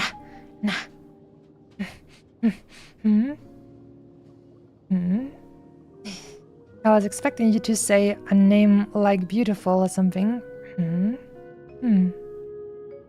Much later, you will have a blue quest that will reward you with a lot of things, an achievement called John Wick. Wow, okay. Well, what kind of animal tail are we talking about here? Well, it's a 2-legged animal with black fur, a round head, and long ears. It's omnivorous and is prone to mood swings. Most importantly, it has mastered the human language and can communicate. I'm so freaking scared now. Musashi-sama has black fur, round head, long ears. She's omnivorous since she's a fox like me. Is prone to mood swings. She's overprotective. Has mastered the human language and can communicate. Very much so. This is scaring me now. Oh my god. Oh my god. This is like a big coincidence right now. I'll never do anything to Musashi-sama. You disgusting witch. Bring its tail to me as collateral, and your dreams will come true. Never. I shall never hurt my love. Seems that Lady Bonajade is not without a sense of humor. You have to admit, her skill in using dark humor is superior to yours. Hopefully, there are scissors on the express. May fate bring us together again, Miss Trailblazer. She was probably talking about Pom Pom. But you know what? That hit way too close to home for me. Because all of these descriptions definitely, could have fit for Musashi-sama. That was like a fun coincidence. Oh boy.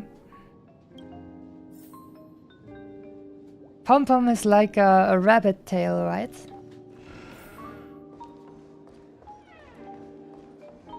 But what if we actually brought Pom Pom's tail to her now? Take the elevator. Wait, what? Take the elevator to the F1 poop deck? Excuse me, what? Is that a normal thing to say about decks in English? Well, guess we're gonna check it out.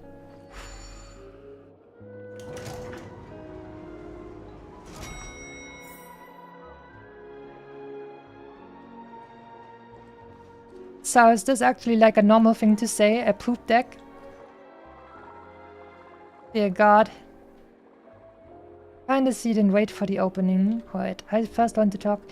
How about that, Mr. Argenti?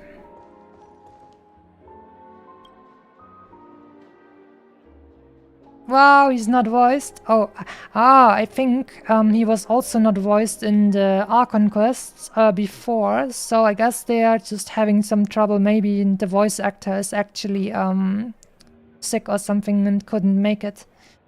Well then, I guess I'll have to use my superior voice acting abilities to give you a idea of what he would probably have sounded like. Wait, what did he sound like again? I don't think I remember him even having heard him ever. Like, I played his quest even, but there he wasn't voiced as well. Like, nobody was, so now... I think I've only heard him during his alt animations and stuff like that.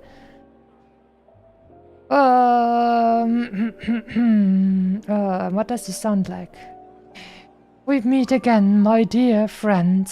No, not really like that. Oh God, that's difficult. I'll just give him some sort of voice and not actually try to sound like him, because somehow it's melting my brain at the moment. Your journey of the beauty is even more elegant than mine. My most sincere regards to you. Sincere regards to you too, dear friend. Even after achieving such remarkable feats, you remain humble and gentle. Such is the true mark of knightly grace. I have heard of your valiant deed in leading others to vanquish the omen of evil. Though the tale bears a tinge of regret, you have undoubtedly championed beauty and justice. Oh, they write beauty in capital letters. That's a nice touch. May Idrilla smile upon you. Why were you not there during the final battle? I am ashamed to admit, Anna's dream was too realistic. I couldn't bear to bid farewell to a fallen friend who had long turned into a beast. I lingered in that illusory dream for far too long. Ah, his voice and smile were too vivid. I didn't pass the trial of beauty this time, spending much time in self-reflection over my own hesitation.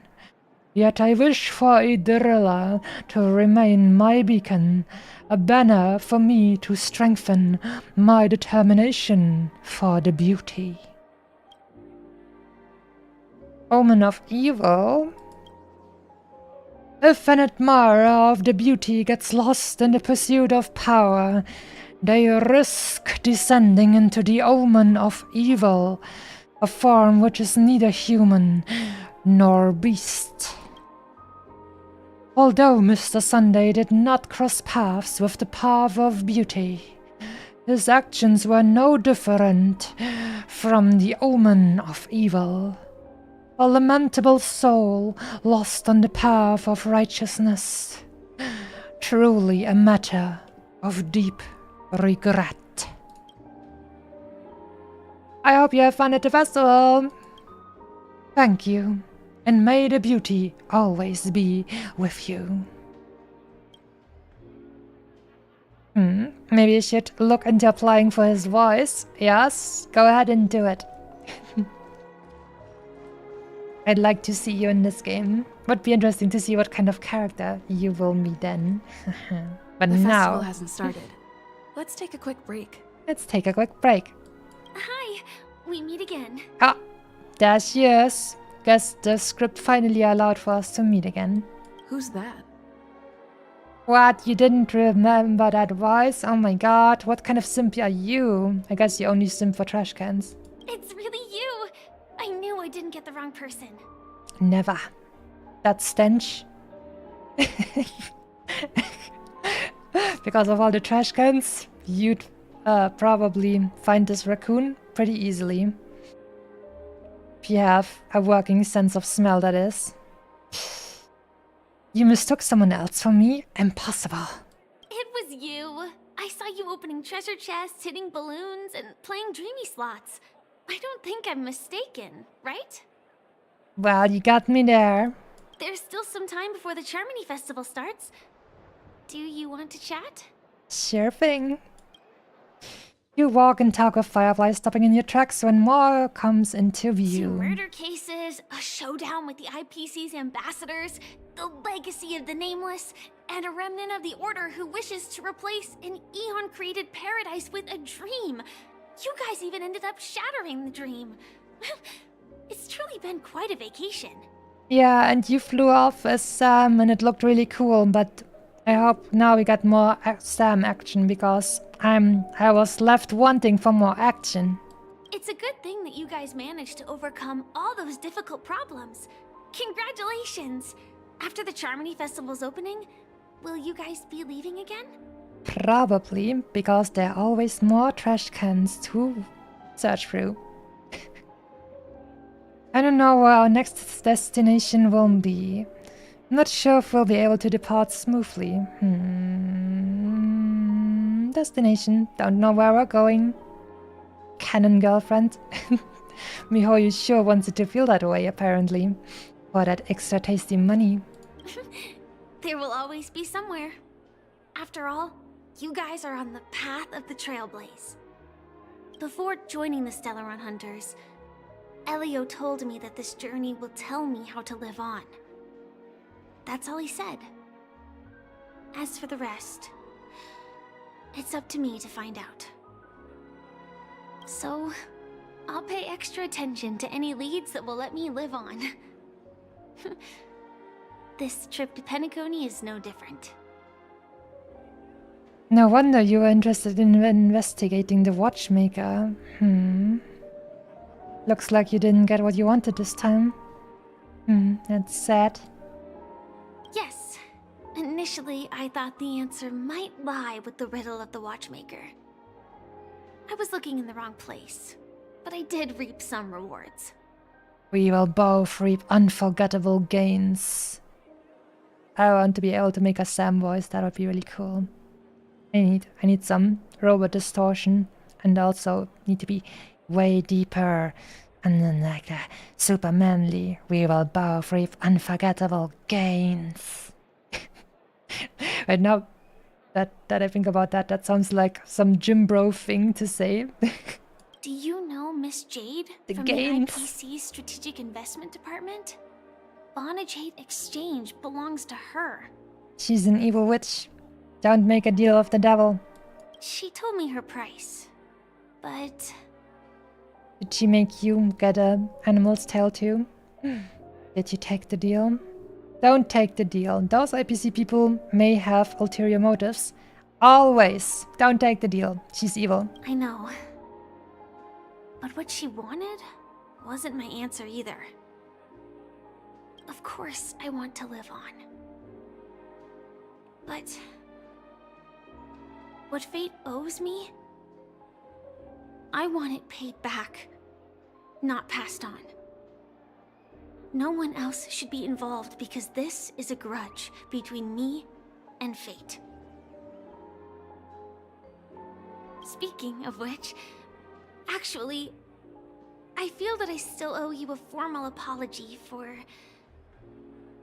that matter with the performer of the Iris family. Hmm. The performer of the Iris family,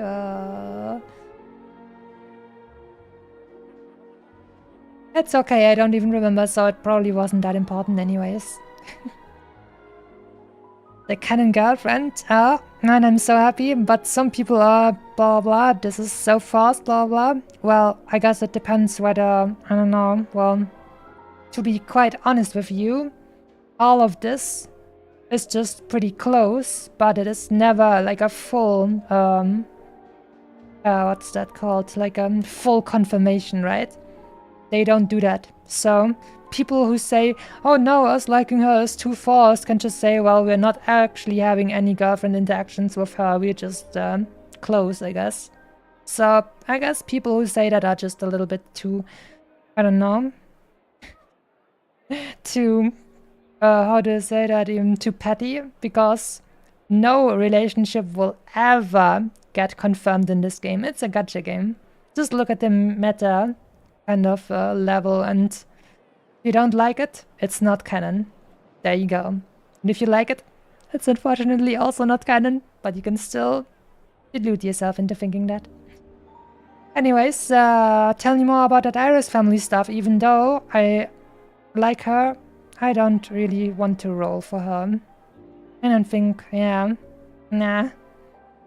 As a free-to-play player, we will have to set some priorities. Hehe. Very sorry about that, Firefly. I still like you. It's gonna be okay, but I don't like you. Even the smallest of lies can turn into a betrayal as sharp as a blade. I'm sorry. Alright. I never felt hurt by this. No problem, you've already apologized. You shouldn't have lied to me in the beginning.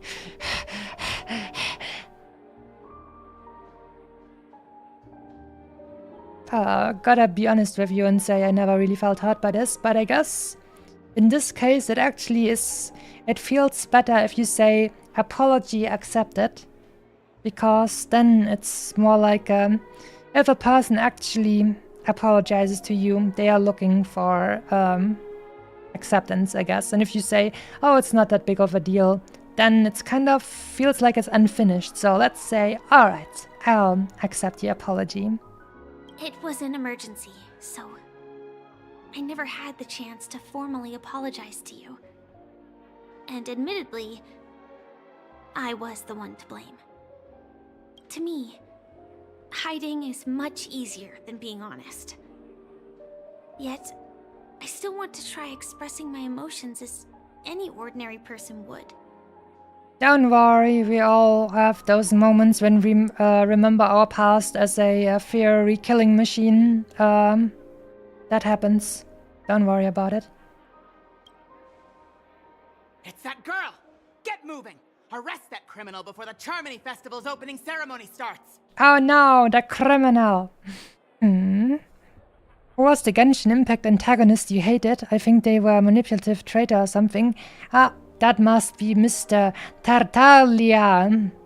Often named child with an E in the end, in the game as well. I don't like that guy, because he was ready to basically nuke an entire city, and now some people, for some reason, oh no, it wasn't that bad, and he knew it wouldn't happen, something like that. They're making excuses for him, and I hate it. This guy was absolutely ready and was even like laughing while saying that he just unleashed a monster that could probably destroy the entire city. So, I hate this guy. But, like, if it was just a game, I would probably just say, okay, I don't like this character, that's fine. But I think the reason why I hate him is because of the community. Because they just make up excuses. And let's say, as someone born in this country, I feel very, very about people making excuses for other people doing very bad things under orders. And you can make excuses for that. So it gets a little bit too real for me, and that's why I hate that kind of stuff in the community. Anyways. Oyo is still like they are very good friends, or you really know they are girlfriends and gun girls. Well, yeah, I mean, I'm pretty sure, I mean, since like in this game, like in Genshin and in Star Rail, we're more like a self-insert character, right? I mean, the Trailblazer has much more character, I would say, than the... the Trailblazer has much more character than the Traveler, I feel like. But we're still kind of a self-insert character, and we're meant to kind of make our own choices and have fun with that, right? But, for example, in Honkai Impact, the main protagonist of the game was actually a fully-fledged character, Kiana, and she was not a self-insert. And in my opinion, the only reason she wasn't confirmed to be in a relationship with Mei was because they are a Chinese developer, and you can't have that kind of stuff openly in the game, unfortunately, due to their laws. So, that's how I feel about that. But in Star Rail and in Genshin, I feel more like it was always intended to be ambiguous with every single character, so that everyone could just self-insert the headcanon for the characters they liked. Unlike in Honkai Impact, where the laws of the country actually held them back.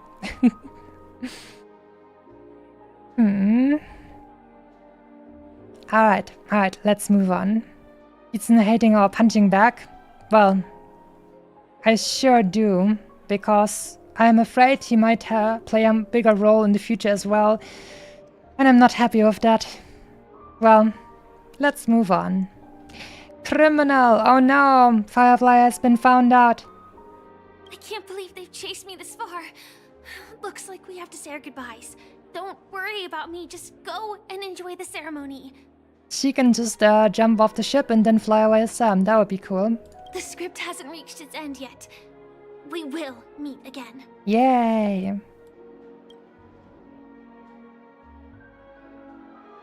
I hope she's okay.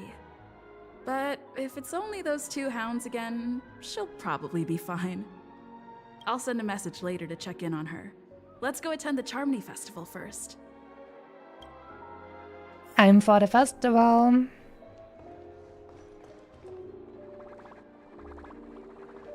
Dear God, these guys are still going at it. That's disgusting. Let's take a seat here. Everything is settled. But there's still some time left. Maybe I should take a walk. No. Wait for the opening ceremony to start. Let's go. Forget it. I've done enough walking around already. That's right. Let's take a seat and rest for a while. Ah, there she is. A message from Firefly. It's me, Firefly. I imagine they wrote these typos on purpose to make her seem like she's in a hurry or something. It's me, Firefly. I'm got it all handled. Don't worry, I didn't do anything rash. I've hidden myself away. It's a pity I won't be able to see Miss Robin perform. Well, wow, you won't let me write anything back? Wow. Huh? Looks like I don't have to worry about her. Let's wait for the opening ceremony to start. How are you gonna sell people the girlfriend experience if you can't even text back to her? That's just wasted potential. Wasted money. Guess we gotta sim for Miss Robin now. Hey, Miss Robin! Hey, Miss Robin! Over here, Miss Robin! Miss Robin! Miss Robin! Miss Robin! Marry me, Miss Robin! I'm your biggest fan, Miss Robin!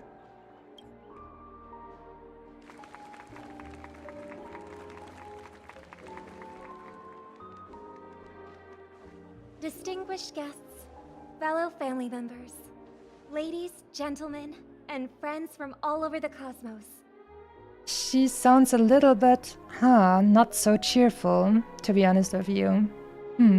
She sounds more like she's going to announce that her poor brother will be a wanted criminal now or something like that, instead of saying, oh, what a nice festival we're all having.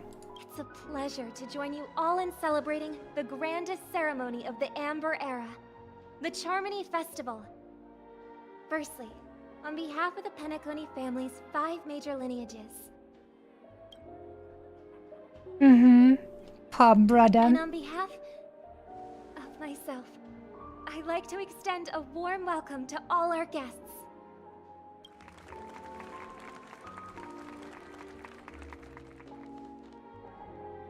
As you all may have noticed, this year's Charmony Festival is far from regular.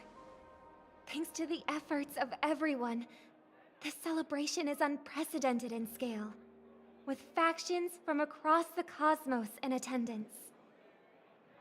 Not only that, the customary opening ceremony held at the Penacony Grand Theater has now moved to the Radiant Feldspar, the very airship you all stand upon. We invite you to express your warmest applause and deepest appreciation for Oti Alfalfa, head of the Alfalfa family, for his selfless devotion to the Harmony's cause.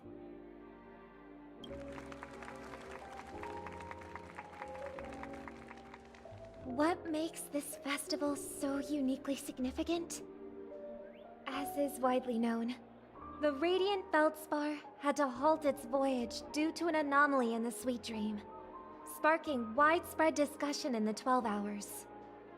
Thanks to the hard work of Penacony's internal and external factions, we've finally gotten the dreamscape back on track, just in time for the Charmony Festival. And as they say, good things come in pairs. The Charmony Festival not only celebrates this achievement, but also marks the relaunch of the Radiant Feldspar. Dear God, being a mentally 14-year-old is hard sometimes. Anyways, let's move on. And finally, the last reason. Does everyone remember the Watchmaker? In truth, the family has poured their efforts into this festival just to commemorate this legendary luminary. The father of Penacony, Mikhail Chard Legwork, one of the legendary Nameless who laid the foundations of Penacony. In the most bewildering times of the planet of festivities, it was he who descended from the sky with his companions, who taught us through trailblazing where freedom lies. It was also they who led the vanguard in the pioneering of the dreamscape, in exchange for what is now known as the Paradise of Harmony. It can be said that Penacony's splendid success today is deeply rooted in the trailblazing ethos the Watchmaker planted within us. Only by honoring this trailblazing spirit can we fulfill our mission and spread harmony to a broader audience. And now, welcome to my world, I guess. Aw, that's so nice of her. She's talking about us. We haven't even been mentioned yet. Our trailblazing spirit is unparalleled. The express crew would have been disbanded long ago if it weren't for you. We haven't even been mentioned yet. Oh, come on. It doesn't matter if she's talking about the old or new generation. We're all still part of the Astral Express family. Guess that's what you call national pride then. Most of this you haven't done yourself, but you're still proud of it. And now, the Sweet Dream is back on track. All thanks to the Trailblaze, of course. If it weren't for everyone on the Astral Express, we wouldn't be able to successfully host this Charmony Festival. There it is. You've got your mention. Thus, with unanimous consent from the 5 major lineages, Penacony's family, on behalf of all family members throughout the cosmos, offer a token of appreciation to the Nameless. I would like a cola, please. Oh, I wonder if it's gonna be a big one. We will transfer ownership of the Radiant Feldspar to the Astral Express. A meager appreciation that we hope you will accept with grace. I mean, that's cool, but isn't this just a fragment of a dream? You could literally dream up an entire planet if you wanted and give that to us as well, since you can just dream up more, right? Am I wrong about this? I'm always so confused about technicalities of how this dream works, because it definitely doesn't work like an Inception, where you can just dream up whatever you want. By the way, when I watched Inception, I found it super, super, super disappointing that I didn't dream a little bit more fantastically. I was like, what? This billionaire guy actually had some, I don't know, some lessons where a guy taught him to have, like, dream security, and the only thing he could dream up was some normal dudes with an M16? He should have dreamed up some frickin' aliens with lasers and stuff like that, and things that can teleport and are indestructible. That would be way better as a dream security. Anyways, well, we're done with the minglings of a 14-year-old. Again, let's see how everyone will react to getting a dreamed up airship. Let us gift our applause and cheers to these brave and dauntless Nameless. Maybe Firefly is gonna blow up the airship. That would be funny. Nameless! Nameless! Nameless! And now, I propose a toast. To harmony, to the Trailblaze, to the future of Penacony and the universe, and to the generous Alfalfa family head, Mr. O.T. Alfalfa. Cheers! The businessman. Cheers! Oh, cheers! That means we all gotta have a little bit of hydration. Cheers, everyone!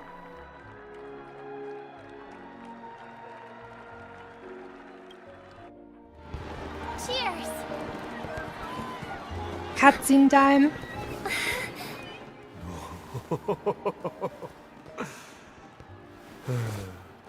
To make a decision like that. This little bird is no less capable than her brother. Oh, is it true that she made a deal to get her brother out? Right. But have you forgotten someone, my gray-haired friend? I put a bomb on this ship. You have 10 minutes to find it. Better hurry. Oh boy. It's sparkle time. When did this get shoved into my hands? There's even her picture in the bottom right of this picture. Nice. Nice. Alright. In case I won't be able to look at this picture again, I'll just take a screenshot. We're smart like that. We have the technology. There's still so many bombs. Now's not the time for plot twists. I can't handle this alone. Time to create a group and inform everyone. It's just like 1, 2, 3, 4, 5 bombs. Like, I was like, is it really just 5 bombs? 1, 2, 3, 4, 5? That doesn't seem like that much. Report the situation about the bomb. We've got a problem, friends. There's an imaginary neutron bomb on this ship. Damn, nice. What's happening? Keep reporting about the bomb. It's all thanks to that masked fool. Oh. From Word to View Fireworks has joined the chat. Miss Sparkle will explain the situation personally. She just joined our chat. I wish she would play her theme song right now. That would be really awesome. We have like a downsized version of that at the moment, but real theme is really awesome. I hope it will play again. How did you get into the group?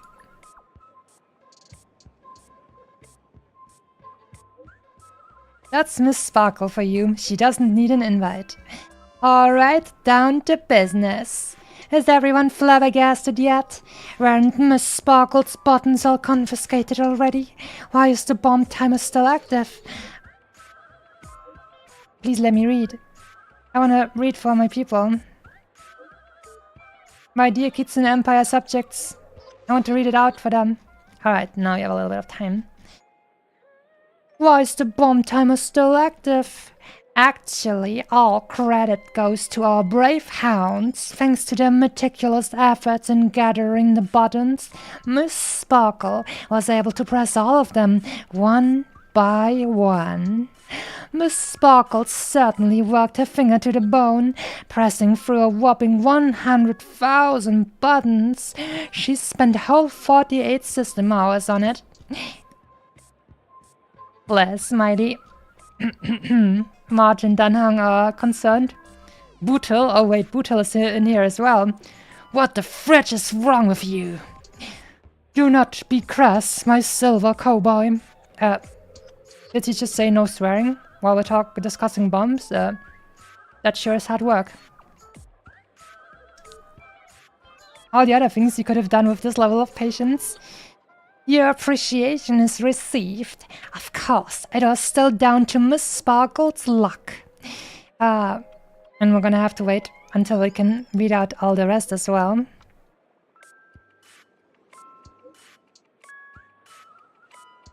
Oh, even Robin is in this chat. Nice.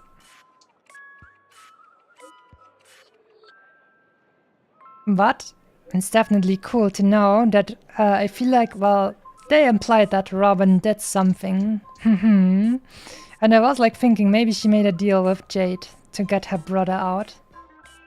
That would be really interesting. And also it would be interesting to see what kind of price she paid for that.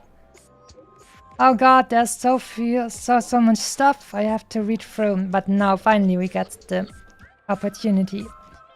Alright.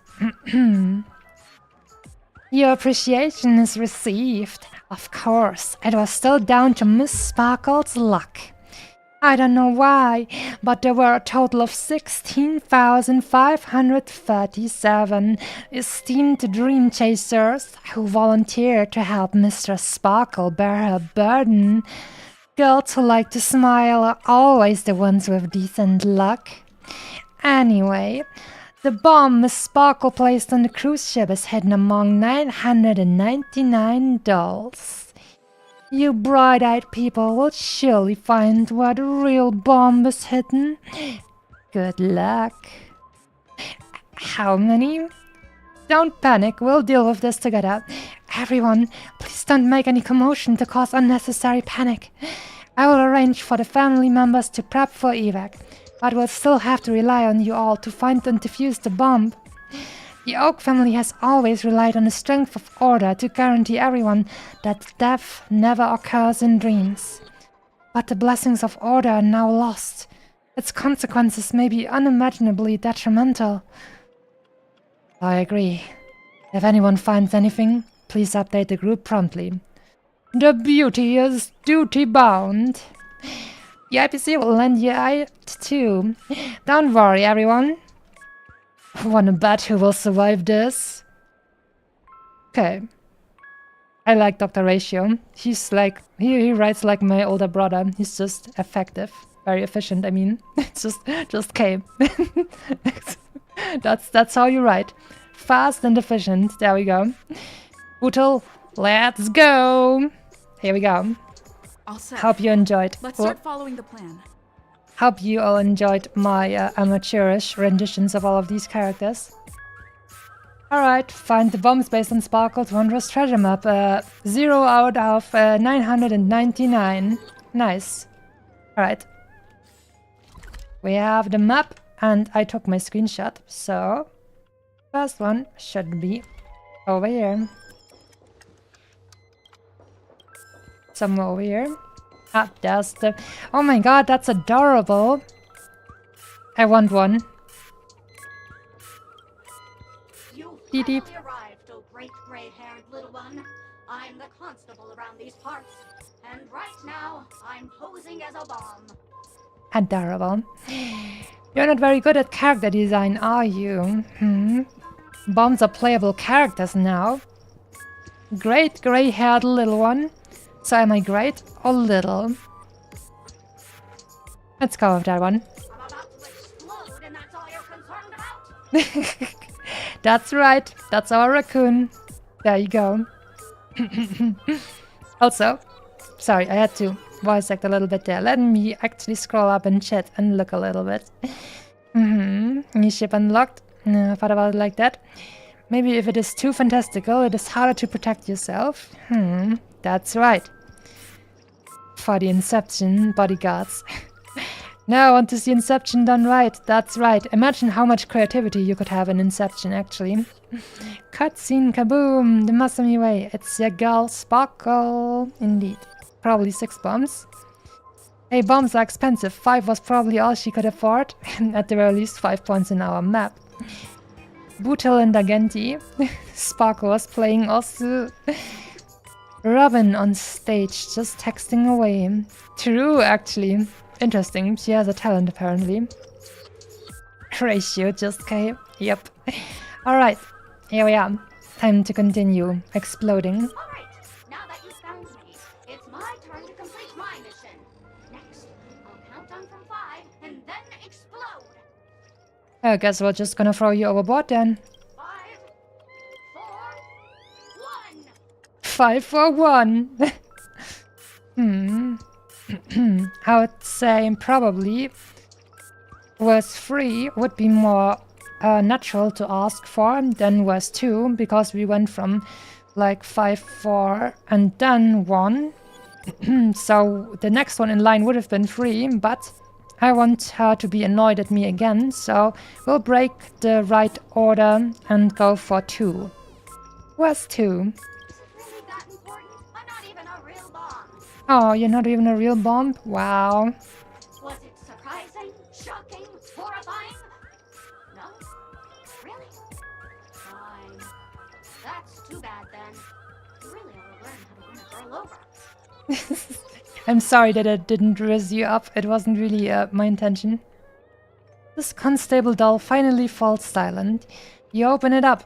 More like tear it apart. Though that sounds cruel.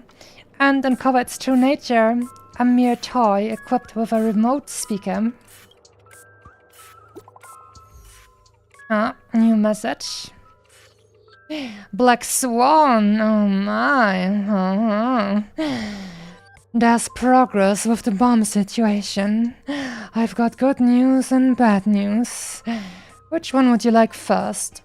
Always bad news first. Tell me the bad news. The bad news is I found 131 bombs. The good news is none of them are real bombs. Actually, that's bad news too, right? Because it means we don't know where the real bombs are yet. The masked fools really know how to pull a stunt. Don't worry, process of elimination is also a problem-solving tactic. The evacuation of the family is underway here. The Bloodhounds are hot on the investigative trail. Keep it up, everyone. At least I made some progress. Gotta keep working at it. At least I made progress. I found 1 doll. Meanwhile, Black Swan found 131. There we go. I am contributing to... Oh, we do have treasure map, I see, so I don't have to study my screenshot all the time. I mean, just Black Swan casually clowning on us. Ah. Hello there, chap. Hey friend, didn't you see me? Why did you break my mount? That's gonna get in the way of my overseeing duties. What mount? My mount, tweet. It's what keeps me airborne here. Don't get me wrong, I can handle the height, but hovering for too long tires out my legs. Your legs? Don't you mean your wings? Alright, I need to find a new spot to oversee things. Just make sure to line up when you're having fun in the airship so that everyone gets a chance to experience the recreational facilities. Tweet. Oh, okay. Anyways.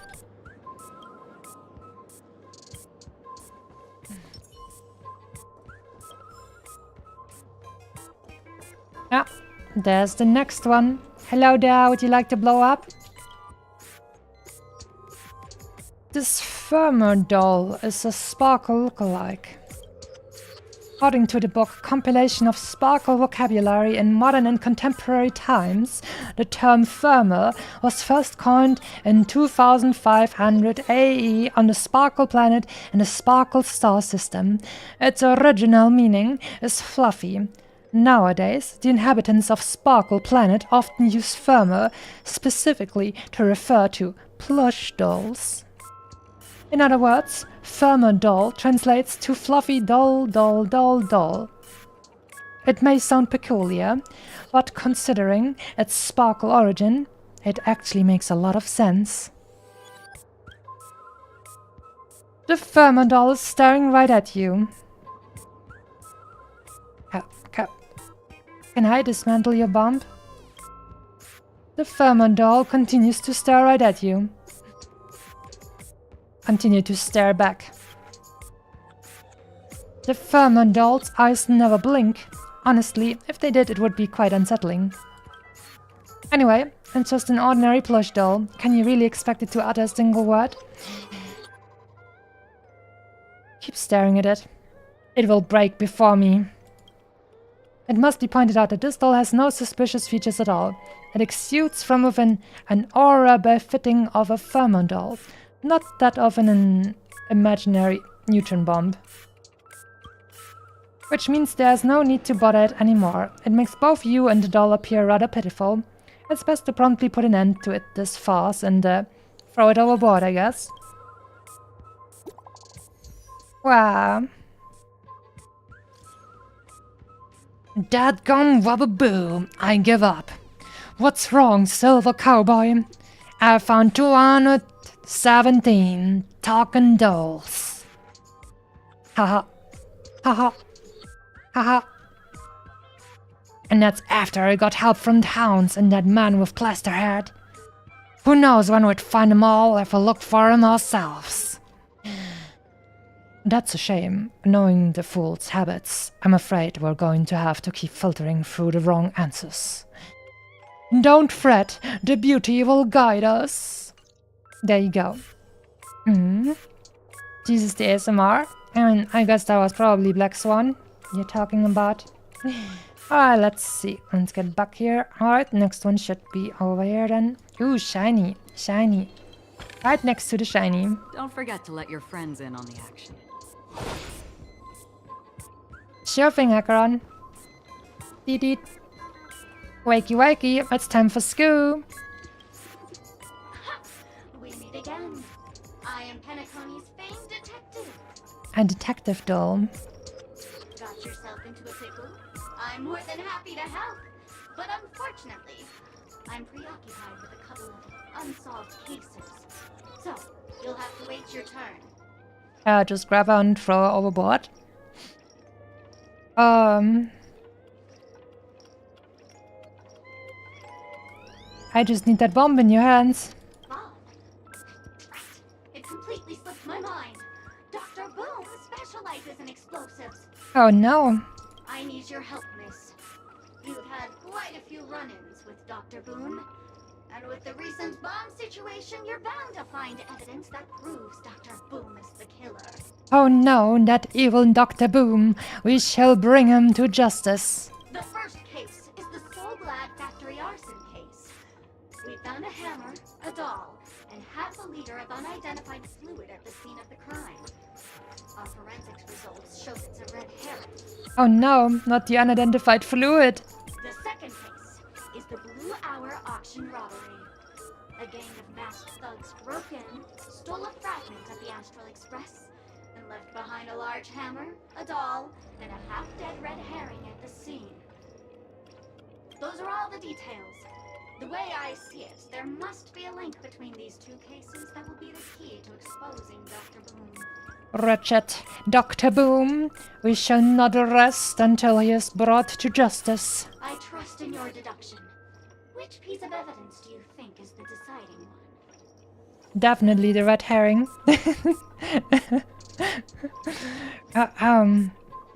The red herring. Wrong answer. A red herring is a fake I know that's the joke. Oh, gray hair. It's been so long, but you haven't changed at all. I'm sorely disappointed. Wow, you've got no sense of fun. But seeing as you've put in so much effort, I'll throw you a bone. The bomb's not here. This is only a prank I've craftily set up. Hurry, time's running out. You'd better find that real bomb quickly. Sparkle's voice faded, leaving behind the doll's body buzzing with white noise. It seems this pitiful doll was transformed into a megaphone by Sparkle. Let's see, who is up next? My friends, I bring saddening news. Tell us about it. This trial of beauty is especially dangerous. I have found 145 adorable dolls, but thought they were fool's bombs. Is this really not a trial of elation or something? No matter what, please be patient, everyone. I have a feeling that as long as our virtuous patience can persuade a driller with sincere conviction, even the most difficult of problems will be resolved. Mr. Argenti is right, everyone. Don't let your guard down, said Himiko reassuringly. Alright, well, next one, and the bow of the ship.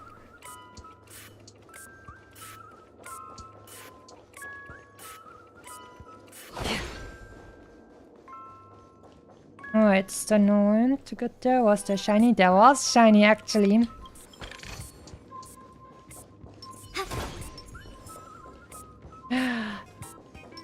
Bam.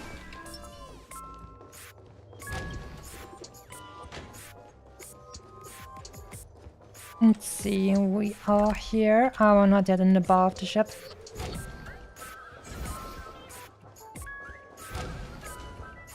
Dr. Boom makes explosives, truly a revelation. Yeah, I know, I would have thought that was a big plot twist. Indeed. Alright. There she is. What you got for me this time, little doll? Hello, lovely actor. You can call me the director doll. I often use this name in film credits. If you didn't know, I'm the one who directed the entire farce in Penacony. As the leading lady of the show, what did you think? Feel free to share your thoughts. I thought it was beautiful, but I haven't seen like the big finale yet, so I want that one, please, before I can actually post a review on my YouTube movie review channel. Well, actually, due to the current plot requirements, you're only allowed to say one line, so please try and resist the urge to share your thoughts. Well, well, well. Let's go with the one that is like the longest one. Ooh, damn. That is a cool thing to say. What about the action scene where Akron had to escape the family? Who's that? What? She's really cool and cool. Since you're done asking questions and I'm done answering, according to the script, I must reveal to you the fact that there's no bomb here at all, thus causing you to want to kick yourself for spending this whole time listening to me prattling on, after which we will part ways. Okay, thanks, bye. But don't fret, I've also prepared a gift for you. A gift? A dream bubble that has the thrilling life and death moments I shared with a beautiful memo keeper. If you haven't seen it yet, you should hurry up and look for Dr. Edward. Now that's interesting. The harmless chatterbox plush doll bows affectionately to you, blowing you a kiss before bounding away, vanishing into the depths of the cabin with joyful leaps. Wow, she can even jump. That's adorable. New messages. The IPC Special Investigations team is wrapping up our here. We found a total of 329 dolls, but no bomb. Thought I'd drop this update with you guys. Even you guys can't do anything about it. Holy Forkins shirt balls, and this is going to be a killer. Don't give up, we're so close to the 999. The express crew is about to be done. Keep up the good work, everyone. I'll be taking over the evac team now. Good luck, everyone. Well.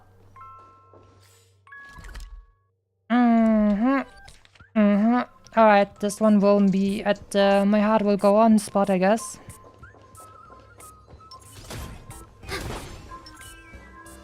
Oh, I'm a little bit too high up. Actually, I'm not. She's here. Ooh, shiny.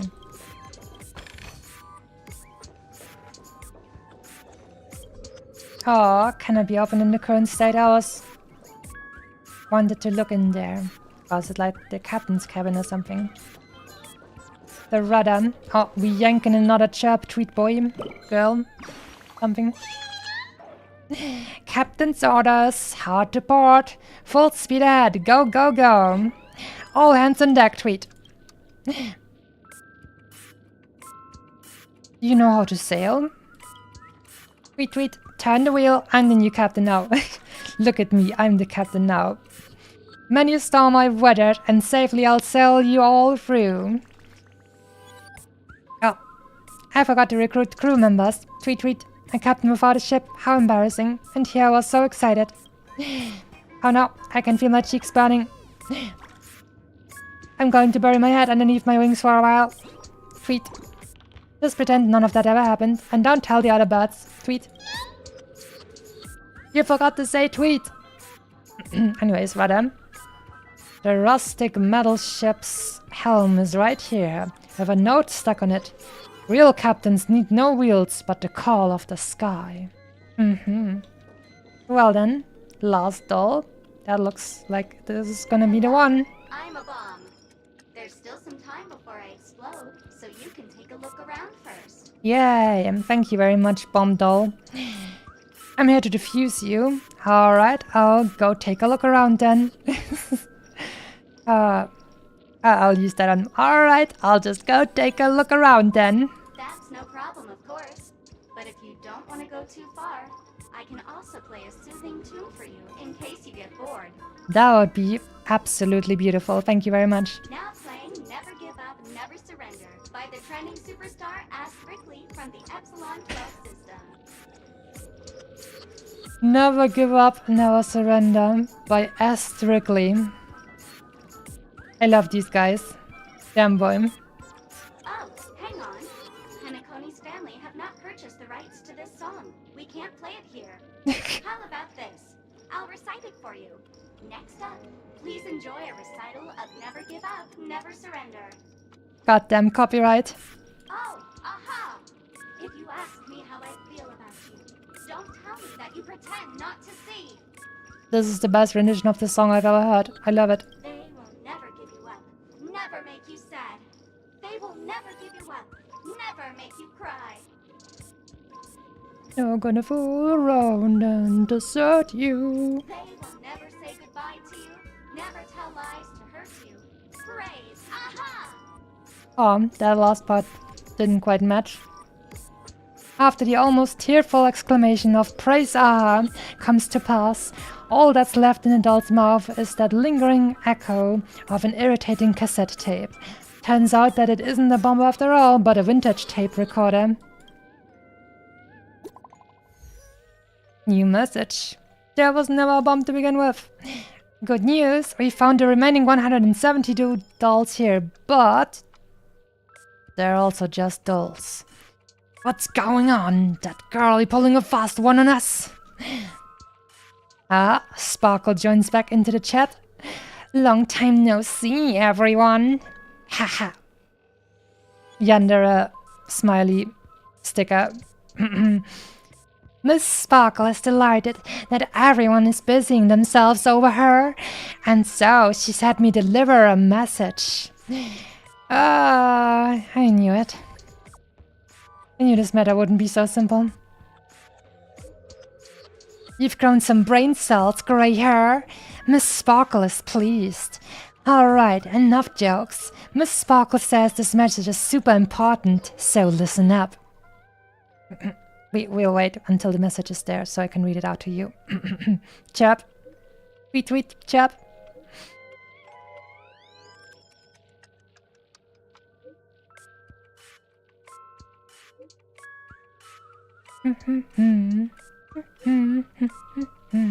Waiting for all the text to be there so I can read it out to you. There we go. Alright. Miss Sparkle says this message is super important, so listen up. There are actually 1,000 dolls on the Radiant Feldspar. To reward everyone's efforts, Miss Sparkle has decided to be magnanimous. She will give the coordinates of the final doll with the bomb to everyone. The time I've allotted to everyone far exceeds 10 minutes, but let's all try to hurry up, eh?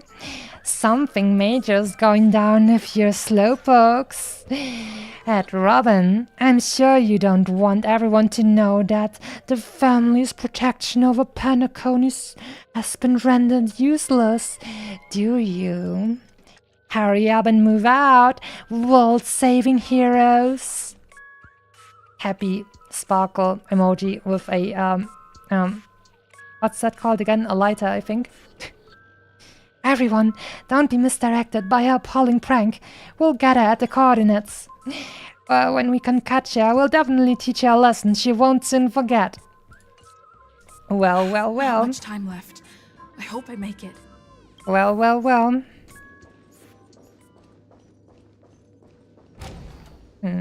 I can't fix her butt. I can break her. Broke her? Nah, I don't think so. She's already broken beyond repair. You're just trying to delude yourself into having any kind of ability to make her do anything. When in actuality, she is the bomb. She is a living bomb. You will never control her. A walking red flag. Investigate. Mimi the imp. Yanni. I don't remember you. Enjoying Penacony's consumer-friendly sugar-coated cannonballs. What about you? Are you just seeing the sights? I'm currently looking for a bomb, actually. I'm here to defuse a bomb. Also, I don't remember you, sorry. Bomb? Gosh. I'm not a bomb. I'm a heliobus, originally from the Lawfoo's Fixtural Garden. I'm passionate about researching Xianzhou subcultures, but I've slowly come to realize that Xianzhou subcultures also have their limits. I forgot what happened. But anyway, I ended up in Penacony. I wanted to study a subculture that is completely different from the Xianzhou's. And boy, it's really been an eye-opening experience. That is, if I had eyes. I feel like the voice of this one is pretty silent, pretty quiet. It's probably difficult to hear. I've come to realize the people here don't treat subcultures If as you're not actual culture. reading the subtitles. They call them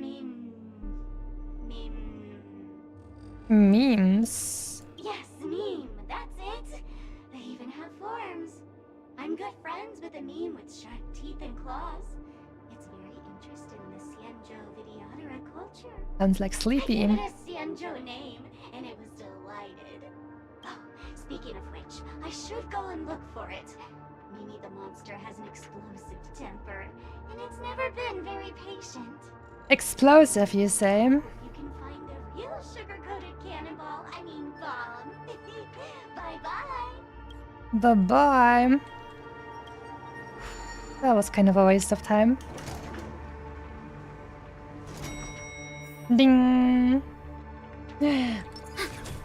What? That wasn't in range? Crazy. Ooh, more shiny once again. I have time for shiny. Tweet, tweet, tweet, tweet. Not now.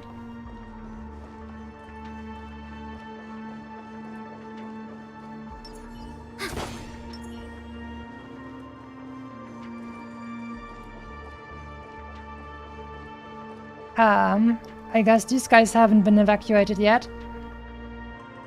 Wow. Is that a firefly? Oh, bye.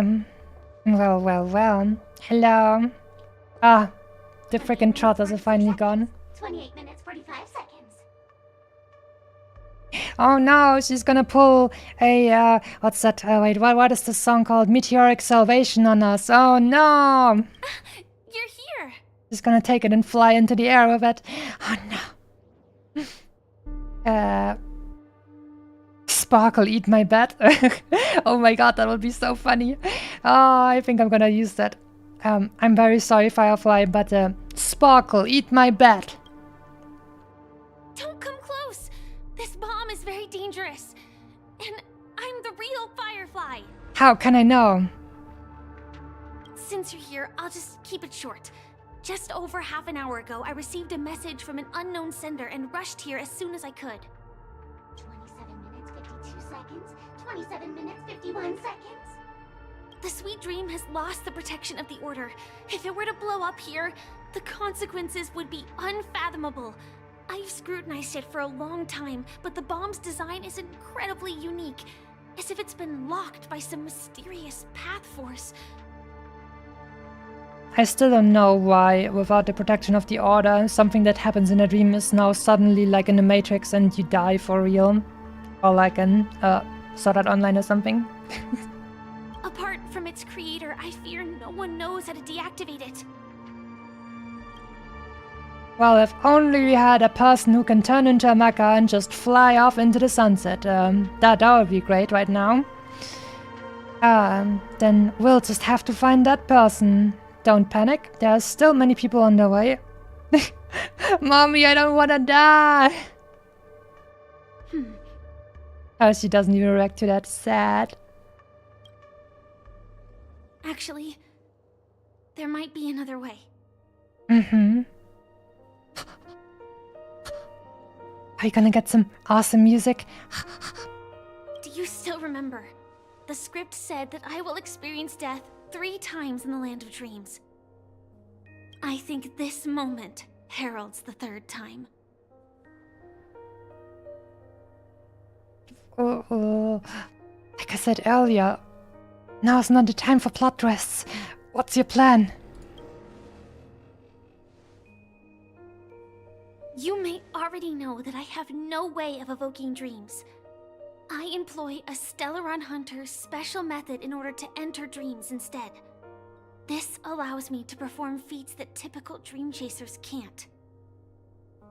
As long as I can bear the pain of the Memoria pressure, I'll be able to dive into the primal memory zone beyond the dream and extend a lifeline to the Radiant Feldspar. Oh god. I will take this bomb into the depths of the dreamscape, as deep as possible, where there are no living souls around. That way, at least no one will get hurt. She will be hurting. What about you?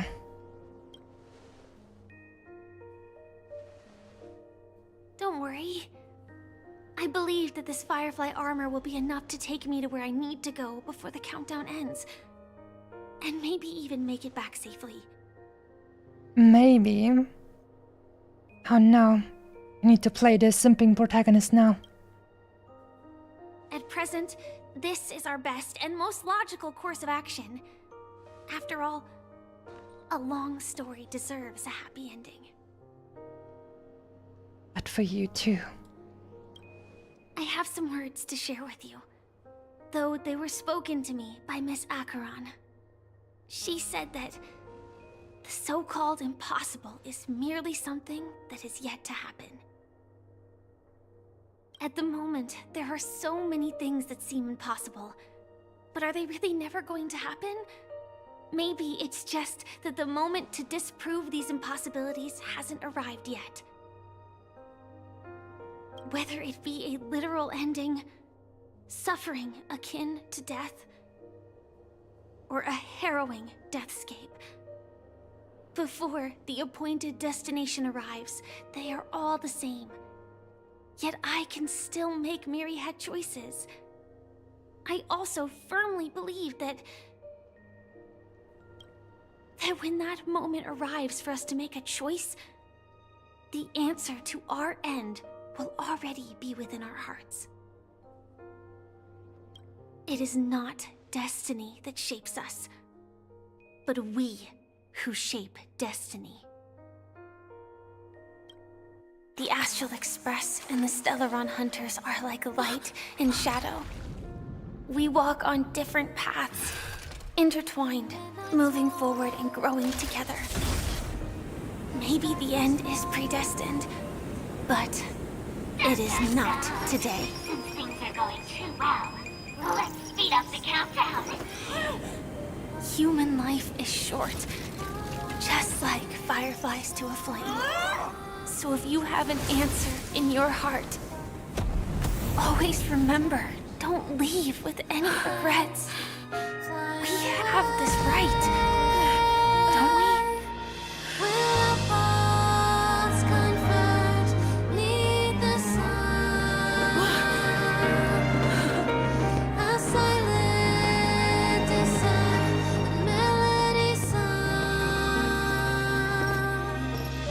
Since you care so much about other people's safety, why don't you go take a closer look?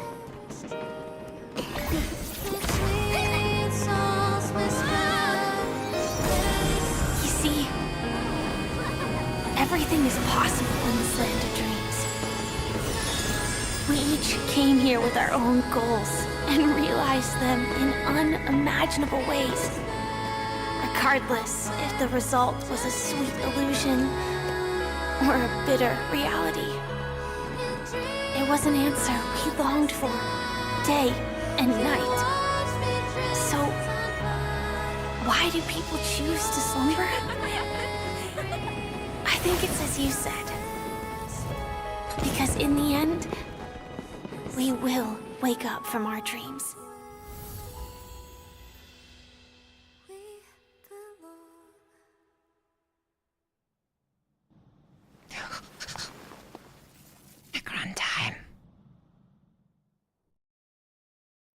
No, you can't just tease me with Acheron and then not give me anything. Oh. When I arrived, I happened to see a child holding it. He said the flowers were prepared by Aunt Jessie for the watchmaker and the war comrade he'd missed his whole life. Mikhail would place 2 bunches of flowers here year after year. And after he left, it became 3. Your wishes will always be remembered by someone.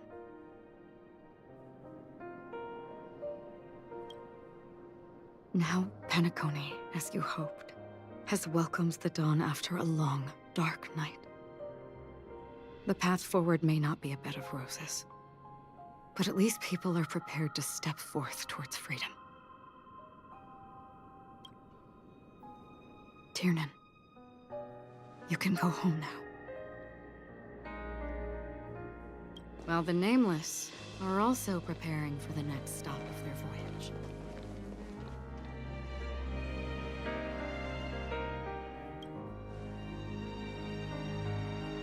But before leaving, we still have one last thing to do.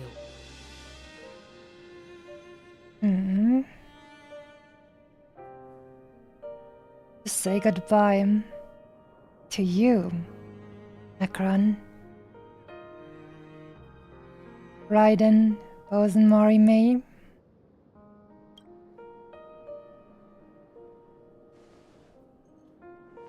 It is my honor. I've said many goodbyes.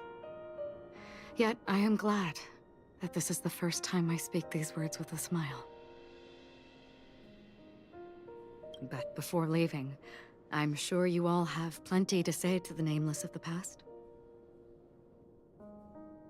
A fitting end to the tale of the departed. One could not ask for a better farewell. Go on. They're all here.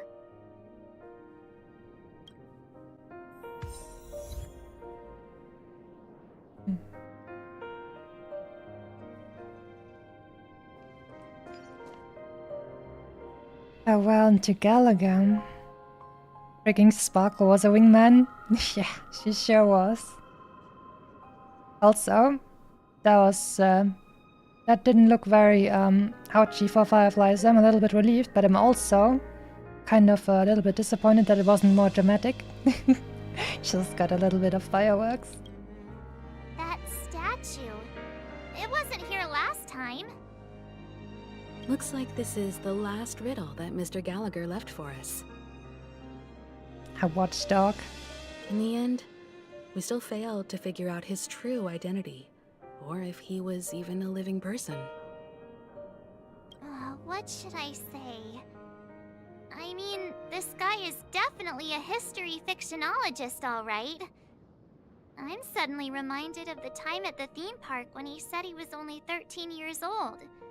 Could that have meant something too? Either way, he's an enigmatic character for sure. At least our journey together in Penacony was real enough.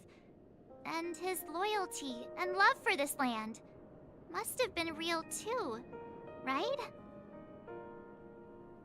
A toast. Grab your hydration stuffies, everyone. Gallagher, we raise a toast to you, the slumbering hound. To the festival's invitation, to all lies and the singular truth. If we ever meet again, please don't talk in riddles.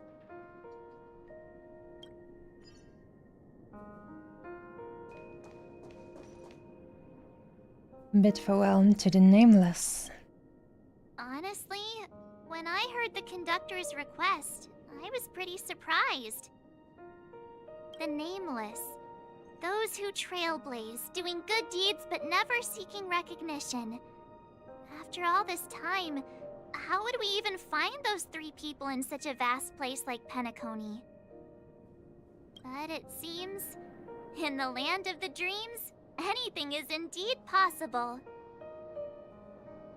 History may not remember the names of the dead, but the stars will attest to their journeys. The first glimmer of light in the prolonged night often illuminates little, as it is fleeting and the darkness too vast.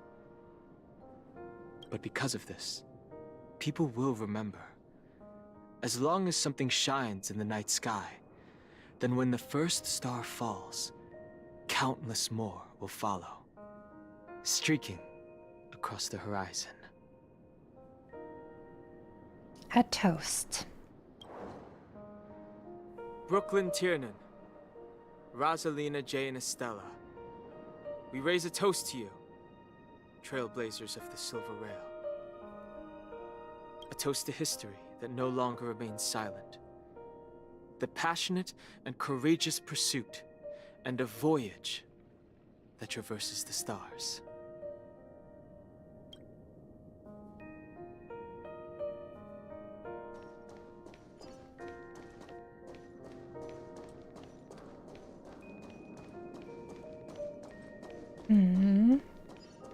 Micah's waiting up there for us, right next to the watchmaker himself.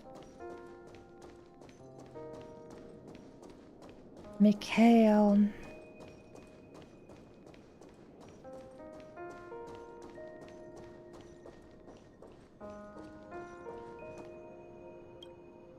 Is the Astro Express ready to depart Penacony?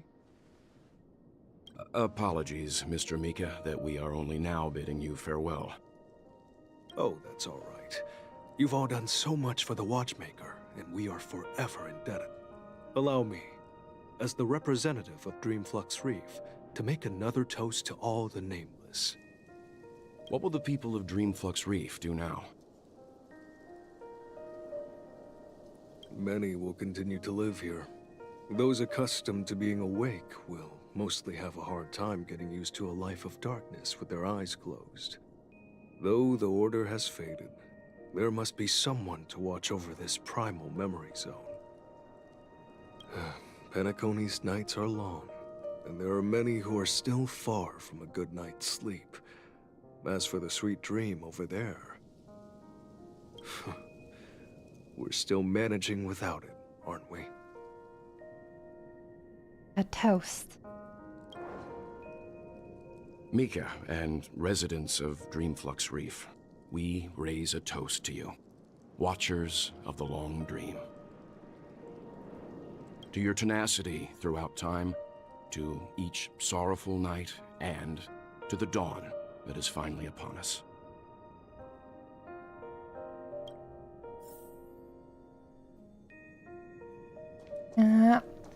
Now it's time for Mikhail.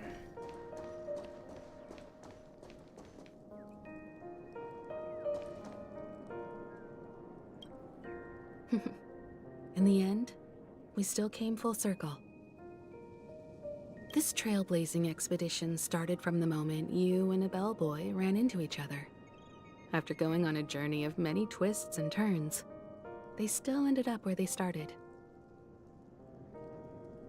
Just like a clock's hands that turn round and round, the start and end of each day will always land on 12 o'clock, the advent of time moving forward. There shouldn't be much left to say. This entire adventure started because of you, and should naturally end with you. And then, a new page will be turned. A toast. Mikhail Char Legwork, we raise a toast to you, watchmaker of the land of the dreams, nameless of the Astral Express. To Penacony's past, present, future, and the child's unwavering dream unto death. With that, our duty as nameless should be complete, right? Don't ruin the moment, Marge. You're having something emotional over here. The trailblaze can illuminate the way. But ultimately, the future of a world belongs to those who live in it.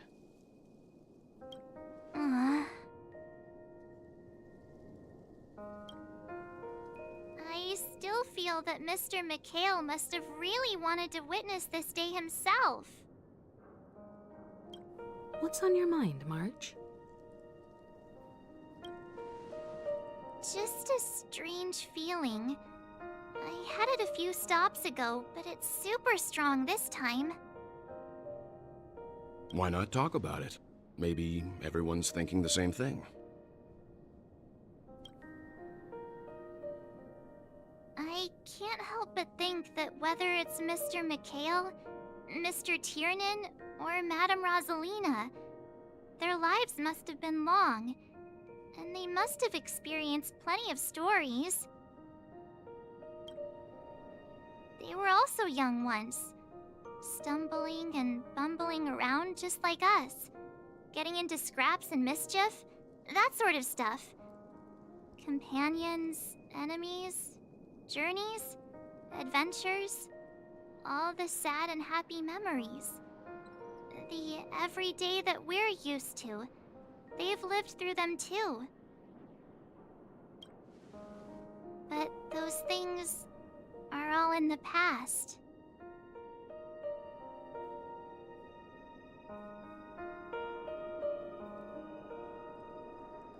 One day, our stories will also be part of past.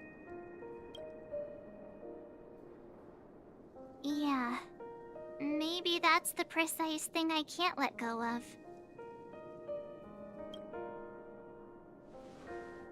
It'll be easier to understand if I use an analogy.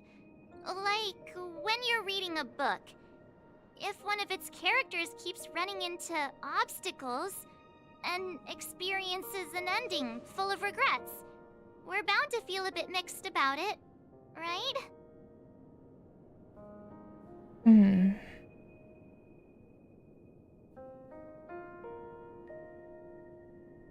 No matter what, that's very hard to accept.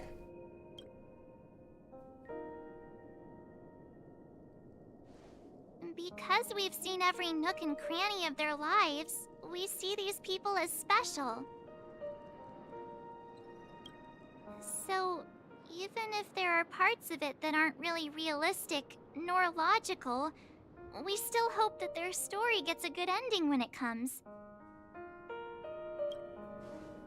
But what if they and we aren't really that special? That's okay. When Mr. Mikhail sat in this chair, waiting for the Astral Express to arrive every day, what was he thinking?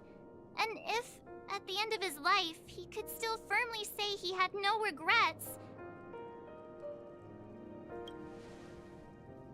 then what is this regret we feel in our hearts right now?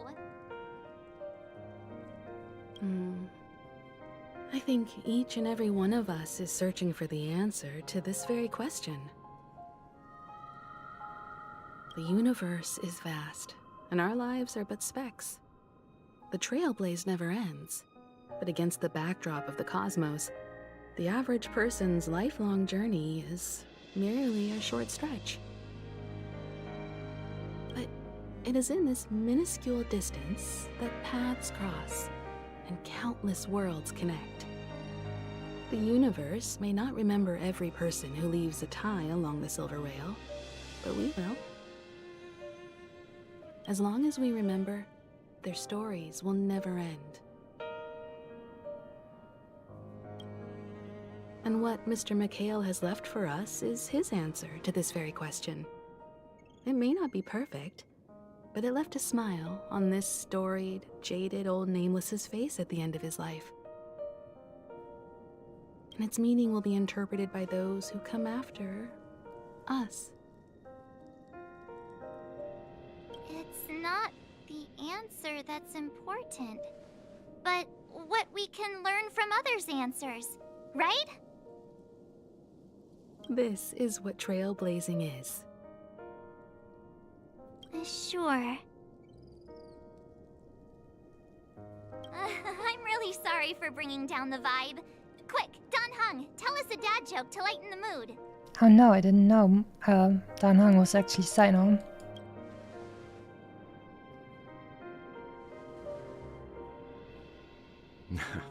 It's never a bad thing to reflect.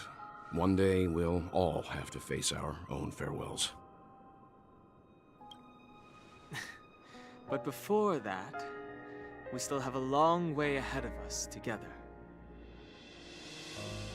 So the most important thing right now is to tell the conductor what we saw in Penacony.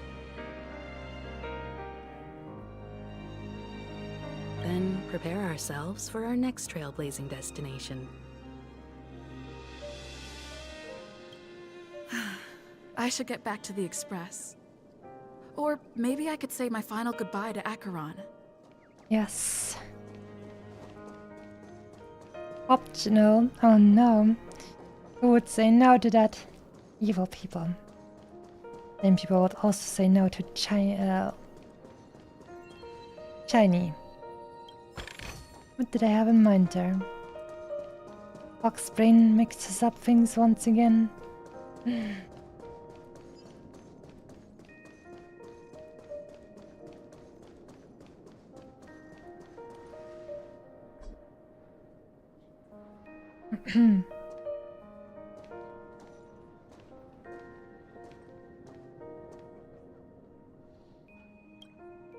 Do you still remember when we first arrived in Penacony?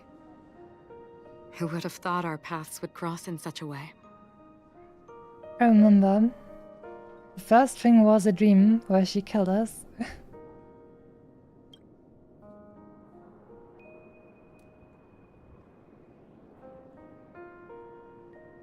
Have we ever met before? Ah. In that case, I must apologize for my rudeness. Oh. Do you remember when we first met? I once said you reminded me of an acquaintance. But, this feels like I'm acting like I forgot about her, but now I'm confused. Because of the Self-Annihilator's curse, my memories are stripped away, blurring my past. And after our journey together, what I originally thought were familiar feelings were merely illusions. I believe this was truly our first meeting. What if that wasn't an illusion? What do you mean? It's improbable that you've crossed paths with my past self. What I mean is, there is nothing left to retrace there. Only nihility.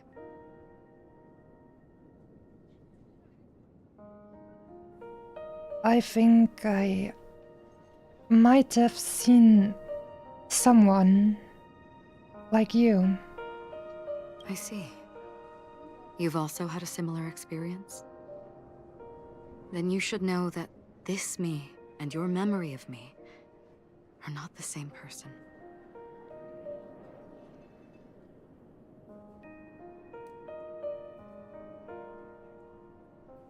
But some things will never change.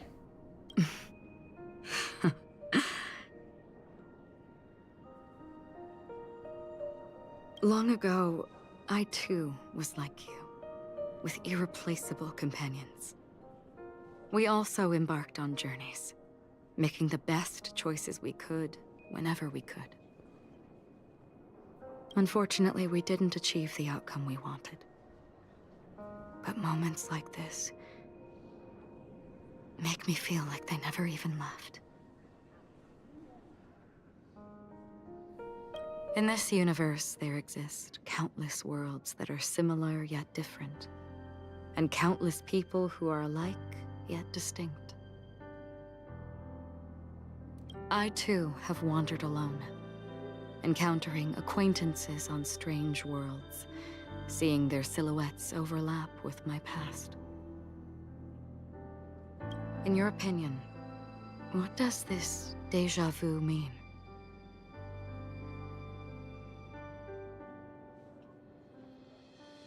A longing for a certain someone. Attachment, desire, longing. They may all be right, but they are all incomplete. I believe it's not something external, but something that originates within us. An emotion that traverses time from a certain moment of our past to reach us. Perhaps it's a source of warmth and happiness, or maybe it brings pain and sorrow. Each time we reminisce on our past, we always seem to notice a tiny but unforgettable instant that we left behind us, along with certain other things that remain constant throughout. That is a summary of our lives, encapsulating everything about us in these moments. Proof of our shared path. Within them, we glimpse our own essence, and thus, we truly exist. Just like everyone in this story, hurtling onwards along the path of destiny with passion and courage for the things that breathe meaning into their lives. Set forth on your voyage without hesitation, Nameless, on the path of the Trailblaze. Even if the ending has been predetermined, that's fine. There are countless things that humans cannot change. But before that, on the road towards the end, there are still many things that we can do. And because of this, the end will thus reveal a completely different meaning. This is the meaning of Journey. All those things, beautiful before, are still so now. And I believe it will still bloom at the end of the nihility, until we meet again beneath the sun's rays.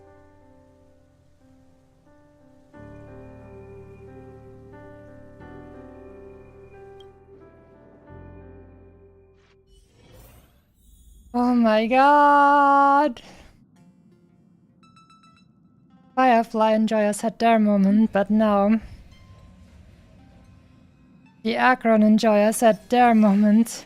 And especially like with her also in the end, that picture of her with the horns and with the red eyeliner. Oh my god! Oh my god, that's my favorite form of May. Oh my god! That hit me. Oh my god! Oh my god! Wow. Wow, wow, wow. Akron enjoyers with Honkai background, Honkai Impact third background eating well. Wow. I really like that moment. Damn. Oh my god. I mean, I can't trace back the experience a Firefly enjoyer would have had, but I feel like as an Akron enjoyer, I actually got kind of the better deal. Kind of. I feel like, damn, that was kind of important, like significant. Well, I guess that is now over though, and we'll find the next chapter soon. But first... Oh no, Pom Pom, what's going on?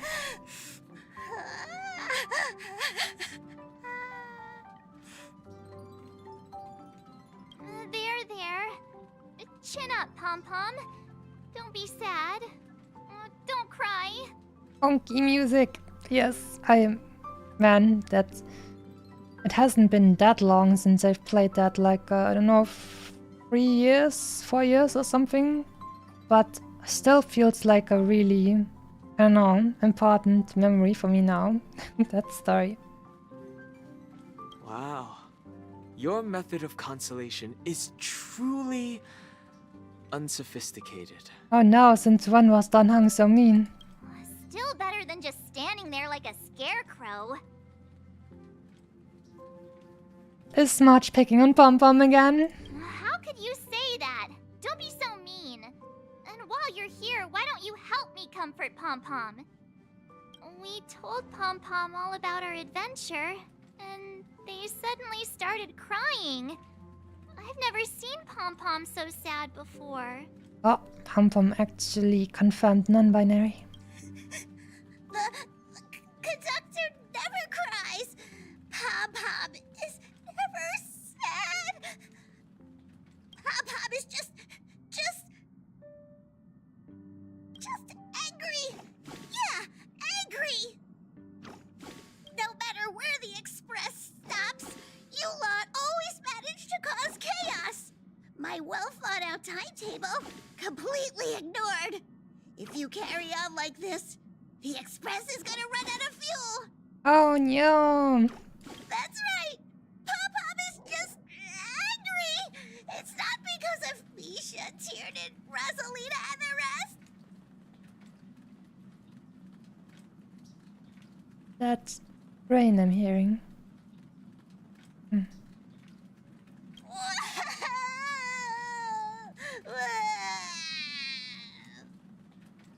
What a terrible day for rain. It's okay. Oh, Pom Pom, just let it all out. Everyone, could you all take a break in the next car? Don't worry. I'll stay here with Pom Pom. But... Let's go, March.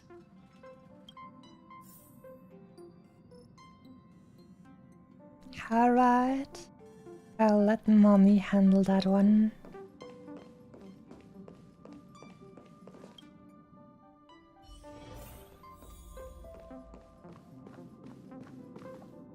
I never expected Pom Pom would be so distraught. Those three nameless must have meant a lot to Pom Pom. No one knows exactly when Pom Pom boarded the Express, but one can surmise that their journey has been filled with many hellos and goodbyes. Probably more than we can imagine. The fact that they're crying so hard is probably a good sign.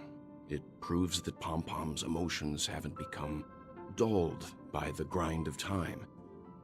They still deeply cherish every nameless who has boarded the Express and value every journey shared with them. Leave it to Himiko. When it comes to comforting, there's no one better on the Express.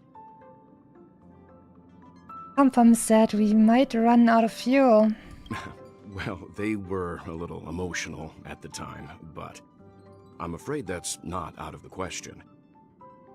Since you joined us, the Express has stayed longer than anticipated at every stop along the way. And to ensure that everyone always makes it back on board, Pom-Pom has had no choice but to delay the warp jump schedule. But why are we using up fuel if we're not jumping anyways?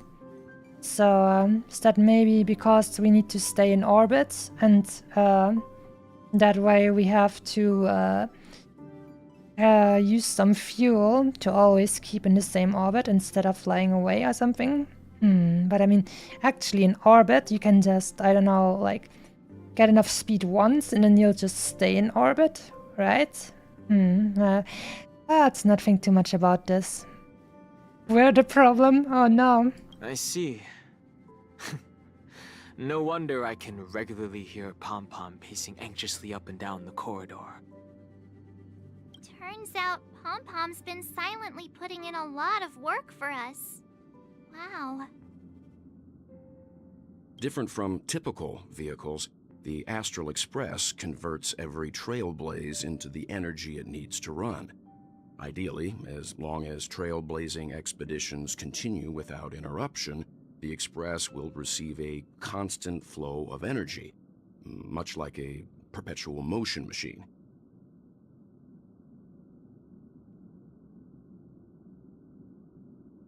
That is interesting. I want to read that one again. I mean, it's not very important, but sometimes I'm interested in technical stuff.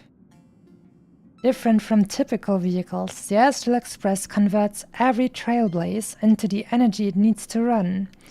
Ideally, as long as trailblazing expeditions continue without interruption, the Express will receive a constant flow of energy, much like a perpetual motion machine.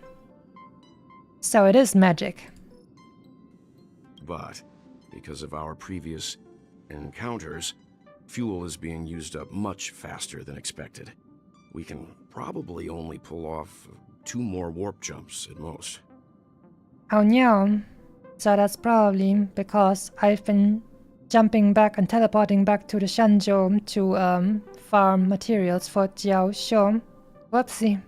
Only 2 more? Isn't that super risky? Oh, I don't want to become an ice cube floating around in space again. Friendship is fuel. Maybe the real fuel is the friendship we made along the way. At least he'll be an adorable ice cube. When you put it like that, it doesn't actually sound too bad. But I don't even want to become an adorable ice cube floating around in space again. Oh no. Which also means that we must prudently consider our next destination. Somewhere where we can do lots of trailblazing, apparently. Yes, I've already checked the astral charts. The 2 nearest worlds to us are the oceanic planet of Lushaka and the agate world Melustanen. As for which one we're headed to, that still requires a vote. Or perhaps you might consider a suggestion. Black Swan, you evil one! You keep peeking on us and stuff. Oh no! Everyone, we meet again. There's a very nice back. That's all I'm gonna say. It's you! Why were you just in my room? It's a very cute room, Miss March. Just like you. That's kinda creepy, Black Swan, please. Black Swan, what are you doing here? We didn't actually ask for this ASMR, it was scheduled for later. Memo Keeper, let's put aside how you managed to sneak past everyone and board the Express for now. You mentioned a suggestion. How are you surprised how she managed to sneak onto the Express? Isn't she like not even a corporeal being anymore? She's just like living memories, like a being of living blah-blah-dee, blah-blah-blah.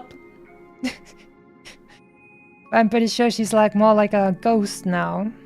I accidentally overheard how the Express obtains fuel. What else did you accidentally overhear? Like, how many terabytes my Musashi-sama collection has. I just wanted to chat with everyone to see if we could work together. But now, it appears my suggestion could be the very lifeline that saves everyone.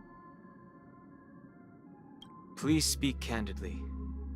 Depending on what you say, we could very well ask you to disembark. Ah, the Permanence's descendant. What a charming little dragon. Especially with those mired memories of yours. Oh no, he's a special case and it makes him more tasty for a memo caper. Our little lake lizard.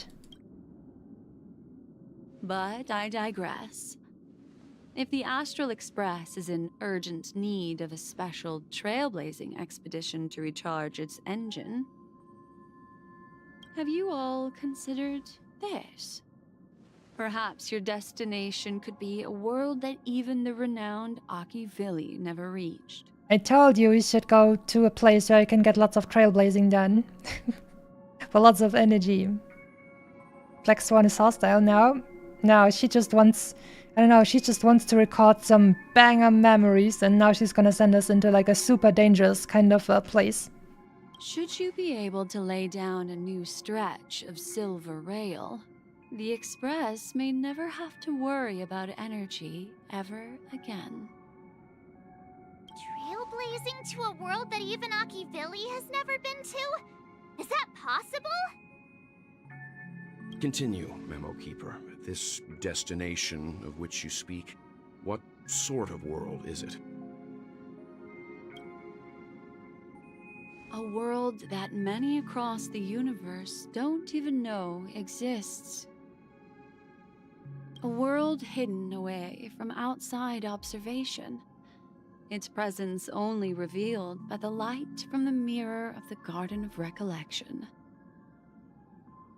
A world fettered by 3 paths, its destiny hanging in the balance. The Eternal Land, Amphorius.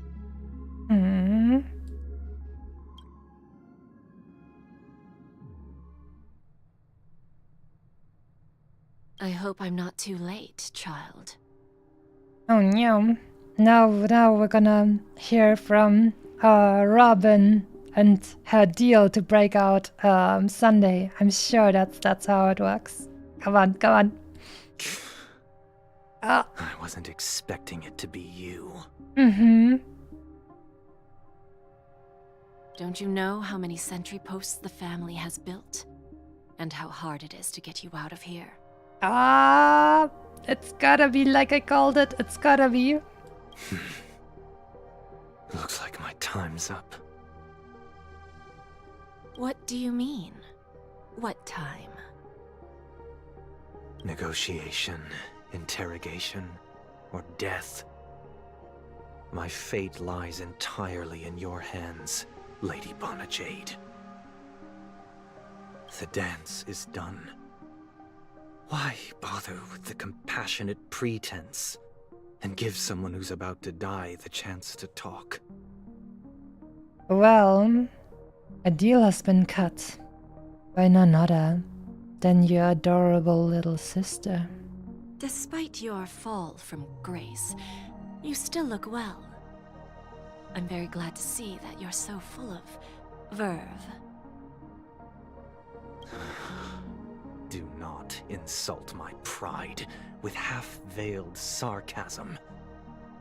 Have you specially come to see me just to sate your vile vanity? Oh, of course not. I merely came to fulfill your younger sister's wishes. To offer you a generous trade. That is, if you're willing to accept. I did call it. Robin? To build a true haven where everyone can attain peace. That's the oath between you siblings, isn't it? If I told you there was still a chance to realize this vow, would you be willing to talk to me then?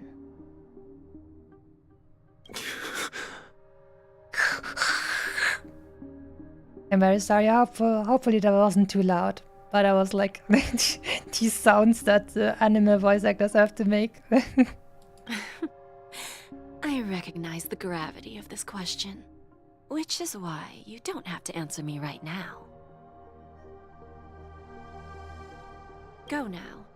You are free, O Chosen One, who dare to exceed his bounds. Sever your wings, descend to the mortal realm, and walk their lands. See what this world is truly like. I will not accept your charity. But your sister wished for it. As I mentioned earlier, it's a trade, and you don't have to give me an answer right now. Rewards are not reaped in a day, and if there's one thing I'm best at, it's waiting. The sweet dream still continues, and the night is still long. You have plenty of time to contemplate your answer. A word of advice for you before we part ways. A word of warning from someone who's been in your shoes before. Life is too short to miss out on golden opportunities. It's all or nothing, baby! Farewell, Penacony.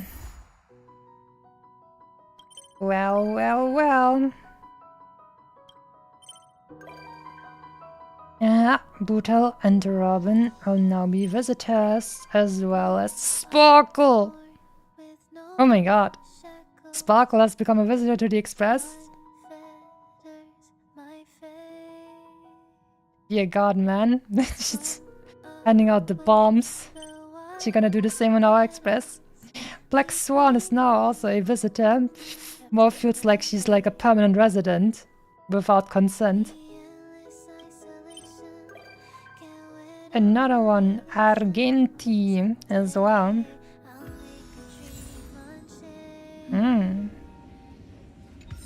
More music. Music, music, music.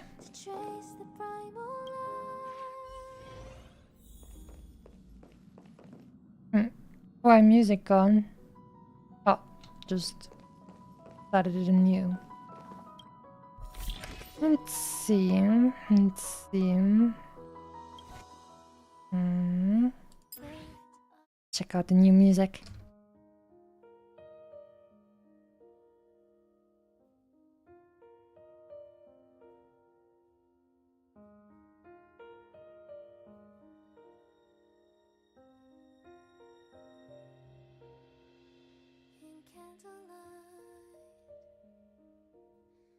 As time unwinds, I find myself lost in your eyes. In midnight talks, as darkness falls, I see your tears when we said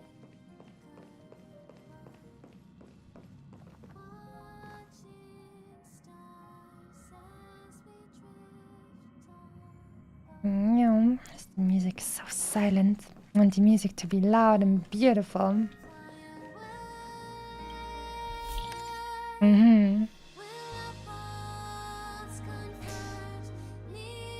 Well, well, my friends. It seems like we've made it to the end of this Archon quest. That was a very nice ending.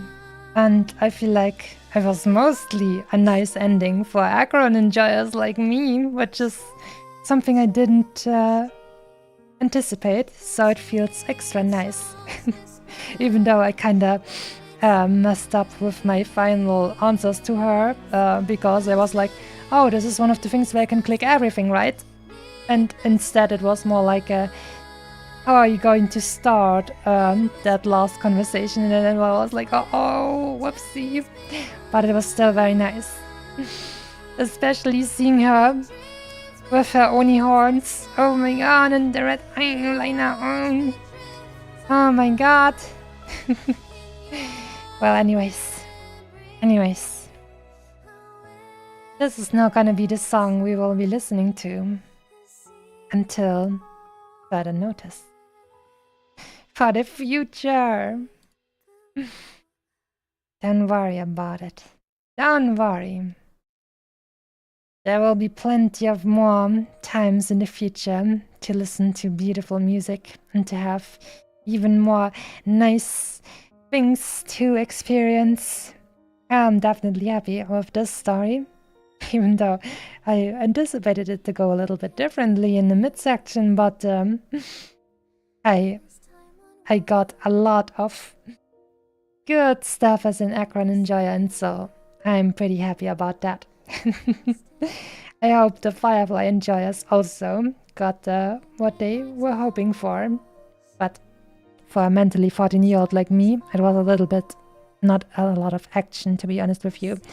But who knows? Who knows? Maybe people will think it's really nice that you got the Princess Carrie from Firefly and Sam armor. That was pretty cool. But I don't know. I'm gonna have to ask my friends who are definitely very much on the Firefly train. So we'll see. We'll see. But other than that, I would say thank you guys so much for watching.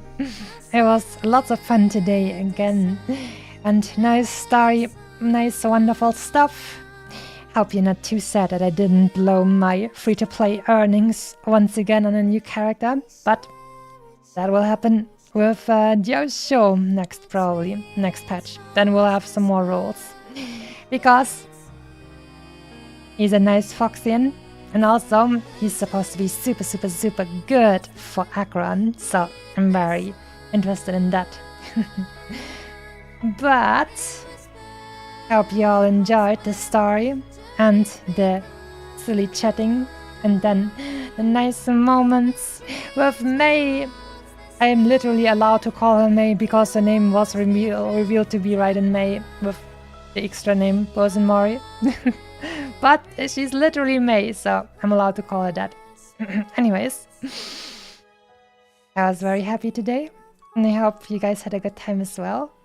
And hope I'll see you again soon, next time on Friday, with Elden Ring Shadow of the Erdtree. Bye-bye!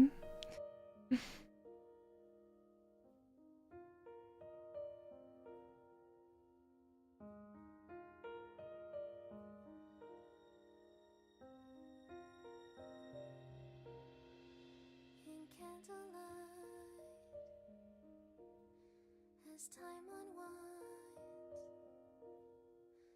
I find myself lost in your eyes. In midnight talks, as darkness falls, I see your tears.